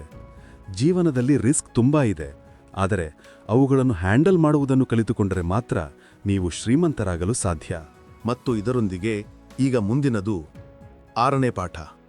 ಕಲಿಯುವುದಕ್ಕಾಗಿ ಕೆಲಸ ಮಾಡಿ, ಹಣಕ್ಕಾಗಿ ಅಲ್ಲ. ವಿಷಯವೇನೆಂದರೆ ಒಮ್ಮೆ ಒಬ್ಬ ಪತ್ರಕರ್ತೆ ರಾಬರ್ಟ್ ಅವರ ಇಂಟರ್ವ್ಯೂ ಅಂದರೆ ಸಂದರ್ಶನ ತೆಗೆದುಕೊಂಡಿದ್ದರು. ರಾಬರ್ಟ್ ಆಕೆಯ ಆರ್ಟಿಕಲ್ಗಳನ್ನು ಮೊದಲೇ ಓದಿದ್ದರು ಮತ್ತು ಆ ಪತ್ರಕರ್ತೆಯ ಬರವಣಿಗೆಯ ಶೈಲಿಯಿಂದ ತುಂಬ ಪ್ರಭಾವಿತರಾಗಿದ್ದರು. ಇಂಟರ್ವ್ಯೂ ಪೂರ್ತಿಯಾದಾಗ ಆ ಪತ್ರಕರ್ತೆ ರಾಬರ್ಟ್ಗೆ ತಾನೊಬ್ಬ ಪ್ರಸಿದ್ಧ ಲೇಖಕಿಯಾಗಿ ಒಂದಲ್ಲ ಒಂದು ದಿನ ಅವರಂತೆ ಫೇಮಸ್ ಆಗಲು ಬಯಸುತ್ತೇನೆ ಎಂದು ಹೇಳಿದರು. ಆಗ ರಾಬರ್ಟ್ ಅವರನ್ನು, ಹಾಗಾದರೆ ನಿಮ್ಮನ್ನು ಪ್ರಸಿದ್ಧರಾಗದಂತೆ ತಡೆಯುತ್ತಿರುವುದು ಏನು ಎಂದು ಕೇಳಿದರು. ಈ ಪ್ರಶ್ನೆಗೆ ಉತ್ತರವಾಗಿ ಆ ಪತ್ರಕರ್ತೆ ತಮ್ಮ ಕೆಲಸ ಮುಂದೆ ಸಾಗುತ್ತಿಲ್ಲ ಎಂದು ಹೇಳಿದರು. ಇದಕ್ಕೆ ರಾಬರ್ಟ್ ಆ ಪತ್ರಕರ್ತೆಗೆ ಯಾವುದಾದರೂ ಸೇಲ್ಸ್ ಕ್ಲಾಸ್ ಸೇರಿಕೊಳ್ಳುವಂತೆ ಸಲಹೆ ನೀಡಿದರು. ಆಗ ಆ ಪತ್ರಕರ್ತೆ ತಮ್ಮ ಸ್ನೇಹಿತೆಯೊಬ್ಬರು ತಮಗೀದಾಗಲೇ ಈ ಆಫರ್ ನೀಡಿದ್ದರು, ಆದರೆ ಅವರಿಗೆ ಇದೊಂದು ಚಿಕ್ಕ ಕೆಲಸ ಎಂದು ಅನ್ನಿಸುತ್ತದೆ ಎಂದು ಹೇಳಿದರು. ರಾಬರ್ಟ್ ಸ್ವತಃ ಎಂದೋ ಸೇಲ್ಸ್ ಸ್ಕೂಲ್ಗೆ ಹೋಗಿದ್ದರು ಎಂಬುದನ್ನು ಆಕೆ ಮರೆತು ಹೋಗಿದ್ದರು. ಆದ್ದರಿಂದ ಈ ಮಾತಿನ ಪಾಯಿಂಟ್ ಏನೆಂದರೆ, ಒಂದು ವೇಳೆ ನಿಮ್ಮ ಬಳಿ ಯಾವುದಾದರೂ ಟ್ಯಾಲೆಂಟ್ ಇದ್ದರೆ ಅದರ ಬಲದ ಮೇಲೆ ನೀವು ಸ್ವಲ್ಪ ಹಣ ಗಳಿಸಲು ಬಯಸಿದರೆ ಆಗ ನಿಮ್ಮ ಟ್ಯಾಲೆಂಟ್ ಸಾಕಾಗುವುದಿಲ್ಲ. ಏಕೆಂದರೆ ಆ ಟ್ಯಾಲೆಂಟನ್ನು ಹೇಗೆ ಬಳಸಿಕೊಳ್ಳಬೇಕು ಅಂದ್ರೆ ಹೇಗೆ ನಗದೀಕರಿಸಬೇಕು. ಎಲ್ಲಿಯವರೆಗೆ ನಿಮಗೆ ಈ ವಿಷಯ ತಿಳಿದಿರುವುದಿಲ್ಲವೋ ಅಲ್ಲಿಯವರೆಗೆ ನಿಮ್ಮ ಟ್ಯಾಲೆಂಟ್ ಸುಮ್ಮನೆ ವ್ಯರ್ಥ. ಎಲ್ಲಿಯವರೆಗೆ ನೀವದನ್ನು ಜನರ ಮುಂದೆ ಪ್ರಸ್ತುತಪಡಿಸುವ ಹುನ್ನಾರವನ್ನು ಅಂದ್ರೆ ಕಲೆಯನ್ನು ಕಲಿಯುವುದಿಲ್ಲವೋ ಅಲ್ಲಿಯವರೆಗೆ ನೀವು ಏನನ್ನೂ ಗಳಿಸಲು ಸಾಧ್ಯವಿಲ್ಲ. ಆದ್ದರಿಂದ ಮಾರಾಟ ಮಾಡುವ ಕಲೆಯನ್ನು ಕಲಿಯುವುದರಲ್ಲಿ ಯಾವುದೇ ನಾಚಿಕೆಯ ವಿಷಯವಿಲ್ಲ. ಯಾವುದೇ ಸೇಲ್ಸ್ಮ್ಯಾನ್ ಇದಕ್ಕಾಗಿ ಮುಜುಗರ ಪಟ್ಟುಕೊಳ್ಳಬಾರದು. ಶ್ರೀಮಂತ ತಂದೆ ಮತ್ತು ಬಡತಂದೆಯ ನಡುವೆ ಇದ್ದ ಒಂದು ಅತಿದೊಡ್ಡ ವ್ಯತ್ಯಾಸವೇನೆಂದರೆ ಬಡತಂದೆ ಯಾವಾಗಲೂ ಕೆಲಸ ಅಂದ್ರೆ ನೌಕರಿ ಭದ್ರವಾಗಿರಲಿ ಎಂದು ಚಿಂತಿಸುತ್ತಿದ್ದರು, ಏಕೆಂದರೆ ಒಂದು ಸುರಕ್ಷಿತ ಕೆಲಸವೇ ಅವರಿಗೆ ಎಲ್ಲವೂ ಆಗಿತ್ತು. ಆದರೆ ಶ್ರೀಮಂತ ತಂದೆ ಯಾವಾಗಲೂ ಕೇವಲ ಏನನ್ನಾದರೂ ಕಲಿಯುವುದರ ಮೇಲೆಯೇ ಹೆಚ್ಚು ಒತ್ತು ನೀಡುತ್ತಿದ್ದರು. ಶ್ರೀಮಂತರಾಗಲು ನೀವು ಬಹಳಷ್ಟನ್ನು ಕಲಿಯಬೇಕಾಗುತ್ತದೆ. ಇದರ ಇನ್ನೊಂದು ಆಯಾಮವನ್ನು ನೋಡುವುದಾದರೆ ಶಾಲೆಗಳು ನಮಗೆ ಯಾವುದಾದರೂ ಒಂದೇ ನಿರ್ದಿಷ್ಟ ವಿಷಯದಲ್ಲಿ ಪಾಂಡಿತ್ಯ ಅಂದ್ರೆ ಮಹಾರಥ ಪಡೆಯುವುದಕ್ಕಾಗಿ ಬಹುಮಾನ ನೀಡುತ್ತವೆ, ಅಂದ್ರೆ ರಿವಾರ್ಡ್ ಮಾಡುತ್ತವೆ. ಇದಕ್ಕೊಂದು ಉದಾಹರಣೆ ನೋಡಿ. ಯಾವಾಗ ಡಾಕ್ಟರ್ ಮಾಸ್ಟರ್ ಡಿಗ್ರಿ ಪಡೆಯುತ್ತಾರೋ ಆಗ ಅದರ ನಂತರ ಯಾವುದಾದರೂ ಒಂದು ಸ್ಪೆಷಲ್ ಫೀಲ್ಡ್ನಲ್ಲಿ ಡಾಕ್ಟರೇಟ್ ಮಾಡ್ತಾರೆ. ಉದಾಹರಣೆಗೆ ಪೀಡಿಯಾಟ್ರಿಕ್ ಅಥವಾ ಬೇರೇನಾದರೂ. ಅಂದ್ರೆ ಆ ಫೀಲ್ಡ್ನಲ್ಲಿ ಪಾಂಡಿತ್ಯ ಪಡೆಯಲು ಅವರು ಒಂದು ಚಿಕ್ಕ ವಿಷಯದ ಮೇಲೆ ತುಂಬಾ ಓದಬೇಕಾಗುತ್ತದೆ ಮತ್ತು ಇದೇ ಅವರ ಬಹುಮಾನ ಆಗಿರುತ್ತದೆ. ಹೀಗೆಯೇ ಬಹಳಷ್ಟು ತಿಳಿದುಕೊಳ್ಳಲು ನೀವು ಸ್ವಲ್ಪ ಸ್ವಲ್ಪ ಕಲಿಯುತ್ತೀರಲ್ಲ. ಆ ಜ್ಞಾನ ಯಾವಾಗ ಬರುತ್ತದೆ ಎಂದರೆ ನೀವು ಬೇರೆ ಬೇರೆ ಕಂಪನಿಗಳಿಗಾಗಿ ಕೆಲಸ ಮಾಡಿದಾಗ, ಜಗತ್ತಿನ ಬೇರೆ ಬೇರೆ ವಿಷಯಗಳನ್ನು ತಿಳಿದುಕೊಂಡಾಗ, ವಿಷಯಗಳು ಹೇಗೆ ಕೆಲಸ ಮಾಡುತ್ತವೆ ಎಂಬ ಈ ಎಲ್ಲ ವಿಷಯಗಳನ್ನು ಅನುಭವಿಸಿದಾಗ ಆಗಷ್ಟೇ ನಿಮ್ಮ ಜ್ಞಾನ ಹೆಚ್ಚಾಗುತ್ತದೆ. ಬಹುಶಃ ಇದೇ ಕಾರಣವಾಗಿತ್ತು ಏನೆಂದರೆ ಶ್ರೀಮಂತ ತಂದೆ ಚಿಕ್ಕ ರಾಬರ್ಟ್ ಮತ್ತು ಮೈಕನ್ನು ತಮ್ಮ ಜೊತೆಗೆ ಕರೆದುಕೊಂಡು ಹೋಗುತ್ತಿದ್ದರು. ಯಾವಾಗ ಅವರು ತಮ್ಮ ಡಾಕ್ಟರ್, ಅಕೌಂಟೆಂಟ್ಸ್, ಲಾಯರ್ ಅಥವಾ ಯಾರೇ ಪ್ರೊಫೆಷನಲ್ ಅನ್ನು ಭೇಟಿಯಾಗಲು ಹೋಗುತ್ತಿದ್ದರೋ ಆಗ. ಯಾವಾಗ ರಾಬರ್ಟ್ ಮರೀನ್ ಕಾರ್ಪ್ಸ್ ಸೇರಲು ತನ್ನ ಕೆಲಸವನ್ನು ಬಿಟ್ಟರೋ ಆಗ ಅವರ ಬಡ ಆದರೆ ಸುಶಿಕ್ಷಿತ ತಂದೆಗೆ ರಾಬರ್ಟ್ ಇಂತಹ ಅದ್ಭುತ ಕೆಲಸವನ್ನು ಏಕೆ ಬಿಟ್ಟರು ಎಂಬುದು ಅರ್ಥವಾಗುತ್ತಿರಲಿಲ್ಲ. ಅವರು ಈ ನಿರ್ಧಾರದಿಂದ ತೀವ್ರವಾಗಿ ನಿರಾಶರಾದರು. ರಾಬರ್ಟ್ ತಾನು ಹೀಗೆ ಮಾಡುವುದು ಏಕೆ ಅವಶ್ಯಕವಾಗಿತ್ತು ಎಂದು ಅವರಿಗೆ ಅರ್ಥ ಮಾಡಿಸಲು ಎಲ್ಲಾ ರೀತಿಯ ಪ್ರಯತ್ನ ಮಾಡಿದರು. ಆದರೆ ಅವರಿಗೆ ಈ ವಿಷಯ ಅರಗಿಸಿಕೊಳ್ಳಲು ಸಾಧ್ಯವಾಗುತ್ತಿರಲಿಲ್ಲ. ರಾಬರ್ಟ್ ಅವರಿಗೆ ತಾನು ತೆರೆದ ಆಕಾಶದಲ್ಲಿ ಹೇಗೆ ಹಾರಬೇಕು ಎಂಬುದನ್ನು ಕಲಿಯಲು ಬಯಸುತ್ತೇನೆ ಎಂದು ಹೇಳಿದರು. ಅವರಿಗೆ ಕೆಲಸಗಾರರ ತಂಡವನ್ನು ಹೇಗೆ ನಿಭಾಯಿಸಬೇಕು ಮತ್ತು ಯಾವುದೇ ಕಂಪನಿಯನ್ನು ಸ್ವಂತ ಬಲದ ಮೇಲೆ ನಡೆಸುವುದು ಎಷ್ಟು ಕಷ್ಟದ ಕೆಲಸ ಎಂದು ತಿಳಿಯಬೇಕಾಗಿತ್ತು. ರಾಬರ್ಟ್ ಇದೆಲ್ಲವನ್ನು ಕಲಿಯಲು ಬಯಸುತ್ತಿದ್ದರು. ವಿಯೆಟ್ನಾಂನಿಂದ ಹಿಂದಿರುಗಿದ ನಂತರ ರಾಬರ್ಟ್ ತಮ್ಮ ಕೆಲಸಕ್ಕೆ ರಾಜೀನಾಮೆ ನೀಡಿದರು ಮತ್ತು ಜೆರಾಕ್ಸ್ ಕಾರ್ಪ್ಸ್ ಅನ್ನು ಸೇರಿಕೊಂಡರು. ಅವರಿಗೆ ಈ ಕೆಲಸ ಯಾವುದೇ ಲಾಭಕ್ಕಾಗಿ ಬೇಕಾಗಿರಲಿಲ್ಲ. ಅವರು ಎಷ್ಟೊಂದು ನಾಚಿಕೆ ಸ್ವಭಾವದವರಾಗಿದ್ದರೆಂದರೆ ಯಾರಿಗಾದರೂ ಏನನ್ನಾದರೂ ಮಾರಾಟ ಮಾಡುವ ಆಲೋಚನೆ ಬಂದರೂ ಸಾಕು ಅವರಿಗೆ ಬೆವರು ಬರುತ್ತಿತ್ತು. ತಮ್ಮ ಇದೇ ಕೊರತೆಯನ್ನು ನೀಗಿಸಿಕೊಳ್ಳಲು ಅವರು ಜೆರಾಕ್ಸ್ನ ಸೇಲ್ಸ್ ಟ್ರೈನಿಂಗ್ ಪ್ರೋಗ್ರಾಂನ ಶಿಕ್ಷಣ ಪಡೆದರು. ಇದರ ನಂತರ ರಾಬರ್ಟ್ ಸ್ವತಃ ತಮ್ಮದೇ ಆದ ಕಂಪನಿಯನ್ನು ಪ್ರಾರಂಭಿಸಿದರು ಮತ್ತು ತಮ್ಮ ಮೊದಲ ಶಿಪ್ಮೆಂಟ್ ಅನ್ನು ಕಳುಹಿಸಿದರು. ಅವರು ಒಂದು ವೇಳೆ ಇದರಲ್ಲಿ ವಿಫಲರಾಗಿದ್ದರೆ ಖಂಡಿತವಾಗಿಯೂ ದಿವಾಳಿಯಾಗುತ್ತಿದ್ದರು. ಆದರೆ ಅವರು ಈ ರಿಸ್ಕ್ ತೆಗೆದುಕೊಂಡರು ಮತ್ತು ತಮ್ಮ ಶ್ರೀಮಂತ ತಂದೆಯ ಪಾಠವನ್ನು ನೆನಪಿನಲ್ಲಿಟ್ಟುಕೊಂಡರು.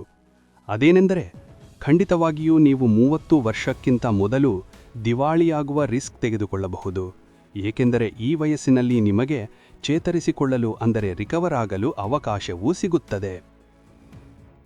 ಹೆಚ್ಚಿನ ಉದ್ಯೋಗದಾತರು ಅಂದರೆ ಎಂಪ್ಲಾಯರ್ಸ್ ತಮ್ಮ ಕೆಲಸಗಾರರಿಗೆ ಎಷ್ಟು ನೀಡುತ್ತಾರೆ ಎಂದರೆ ಅವರು ಕೆಲಸ ಬಿಟ್ಟು ಹೋಗದಷ್ಟೇ, ಮತ್ತು ಹೆಚ್ಚಿನ ಕೆಲಸಗಾರರು ಕೂಡ ತಮ್ಮನ್ನು ಕೆಲಸದಿಂದ ತೆಗೆದು ಹಾಕಬಾರದು ಎಂಬ ಕಾರಣಕ್ಕಾಗಿಯೇ ವಿಪರೀತ ಕಷ್ಟಪಟ್ಟು ದುಡಿಯುತ್ತಾರೆ. ಅದಕ್ಕಾಗಿಯೇ ಅವರಿಗೆ ಕೇವಲ ತಮ್ಮ ಸಂಬಳ ಮತ್ತು ಕಂಪನಿಯಿಂದ ಸಿಗುವ ಲಾಭಗಳ ಬಗ್ಗೆ ಮಾತ್ರ ಕಾಳಜಿ ಇರುತ್ತದೆ. ಈ ಆಲೋಚನೆಯೊಂದಿಗೆ ಅವರ ಕೆಲವು ವರ್ಷಗಳು ಚೆನ್ನಾಗಿಯೇ ಕಳೆಯುತ್ತವೆ, ಆದರೆ ಇದು ದೀರ್ಘಕಾಲದವರೆಗೆ ಕೆಲಸ ಮಾಡುವುದಿಲ್ಲ. ಹಾಗಾದರೆ ನೀವು ಕಲಿಯಲು ಬಯಸುವ ಎಲ್ಲವನ್ನೂ ಈಗಲೇ ಏಕೆ ಕಲಿಯಬಾರದು? ನಿಮಗಾಗಿ ಒಂದು ನಿರ್ದಿಷ್ಟ ವೃತ್ತಿಯನ್ನು ಆಯ್ಕೆ ಮಾಡಿಕೊಳ್ಳುವ ಮೊದಲೇ, ಏಕೆಂದರೆ ಒಂದು ಬಾರಿ ನೀವು ನಿಮ್ಮ ವೃತ್ತಿಯನ್ನು ಆಯ್ಕೆ ಮಾಡಿಕೊಂಡರೆ ನೀವು ಶಾಶ್ವತವಾಗಿ ಅದರಲ್ಲೇ ಬಂಧಿಗಳಾಗಿ ಉಳಿಯುತ್ತೀರಿ. Rich dad poor dad book summary ಇಲ್ಲಿಗೆ ಮುಕ್ತಾಯ. ನಿಮಗೆ ಈ ವಿಷಯ ಇಷ್ಟವಾಗಿದ್ದರೆ ದಯವಿಟ್ಟು ಈ ವಿಡಿಯೋವನ್ನು ಲೈಕ್ ಮಾಡಿ, ನಿಮ್ಮ ಸ್ನೇಹಿತರೊಂದಿಗೆ ಶೇರ್ ಮಾಡಿ. ಇದೇ ರೀತಿಯ ಉಪಯುಕ್ತ ಮಾಹಿತಿಗಾಗಿ ನಮ್ಮ ಕನ್ನಡ ಬುಕ್ಸ್ ನಾಲೆಡ್ಜ್ ಚಾನೆಲ್ ಅನ್ನು ಮರೆಯದೆ ಸಬ್ಸ್ಕ್ರೈಬ್ ಮಾಡಿ. ಧನ್ಯವಾದಗಳು.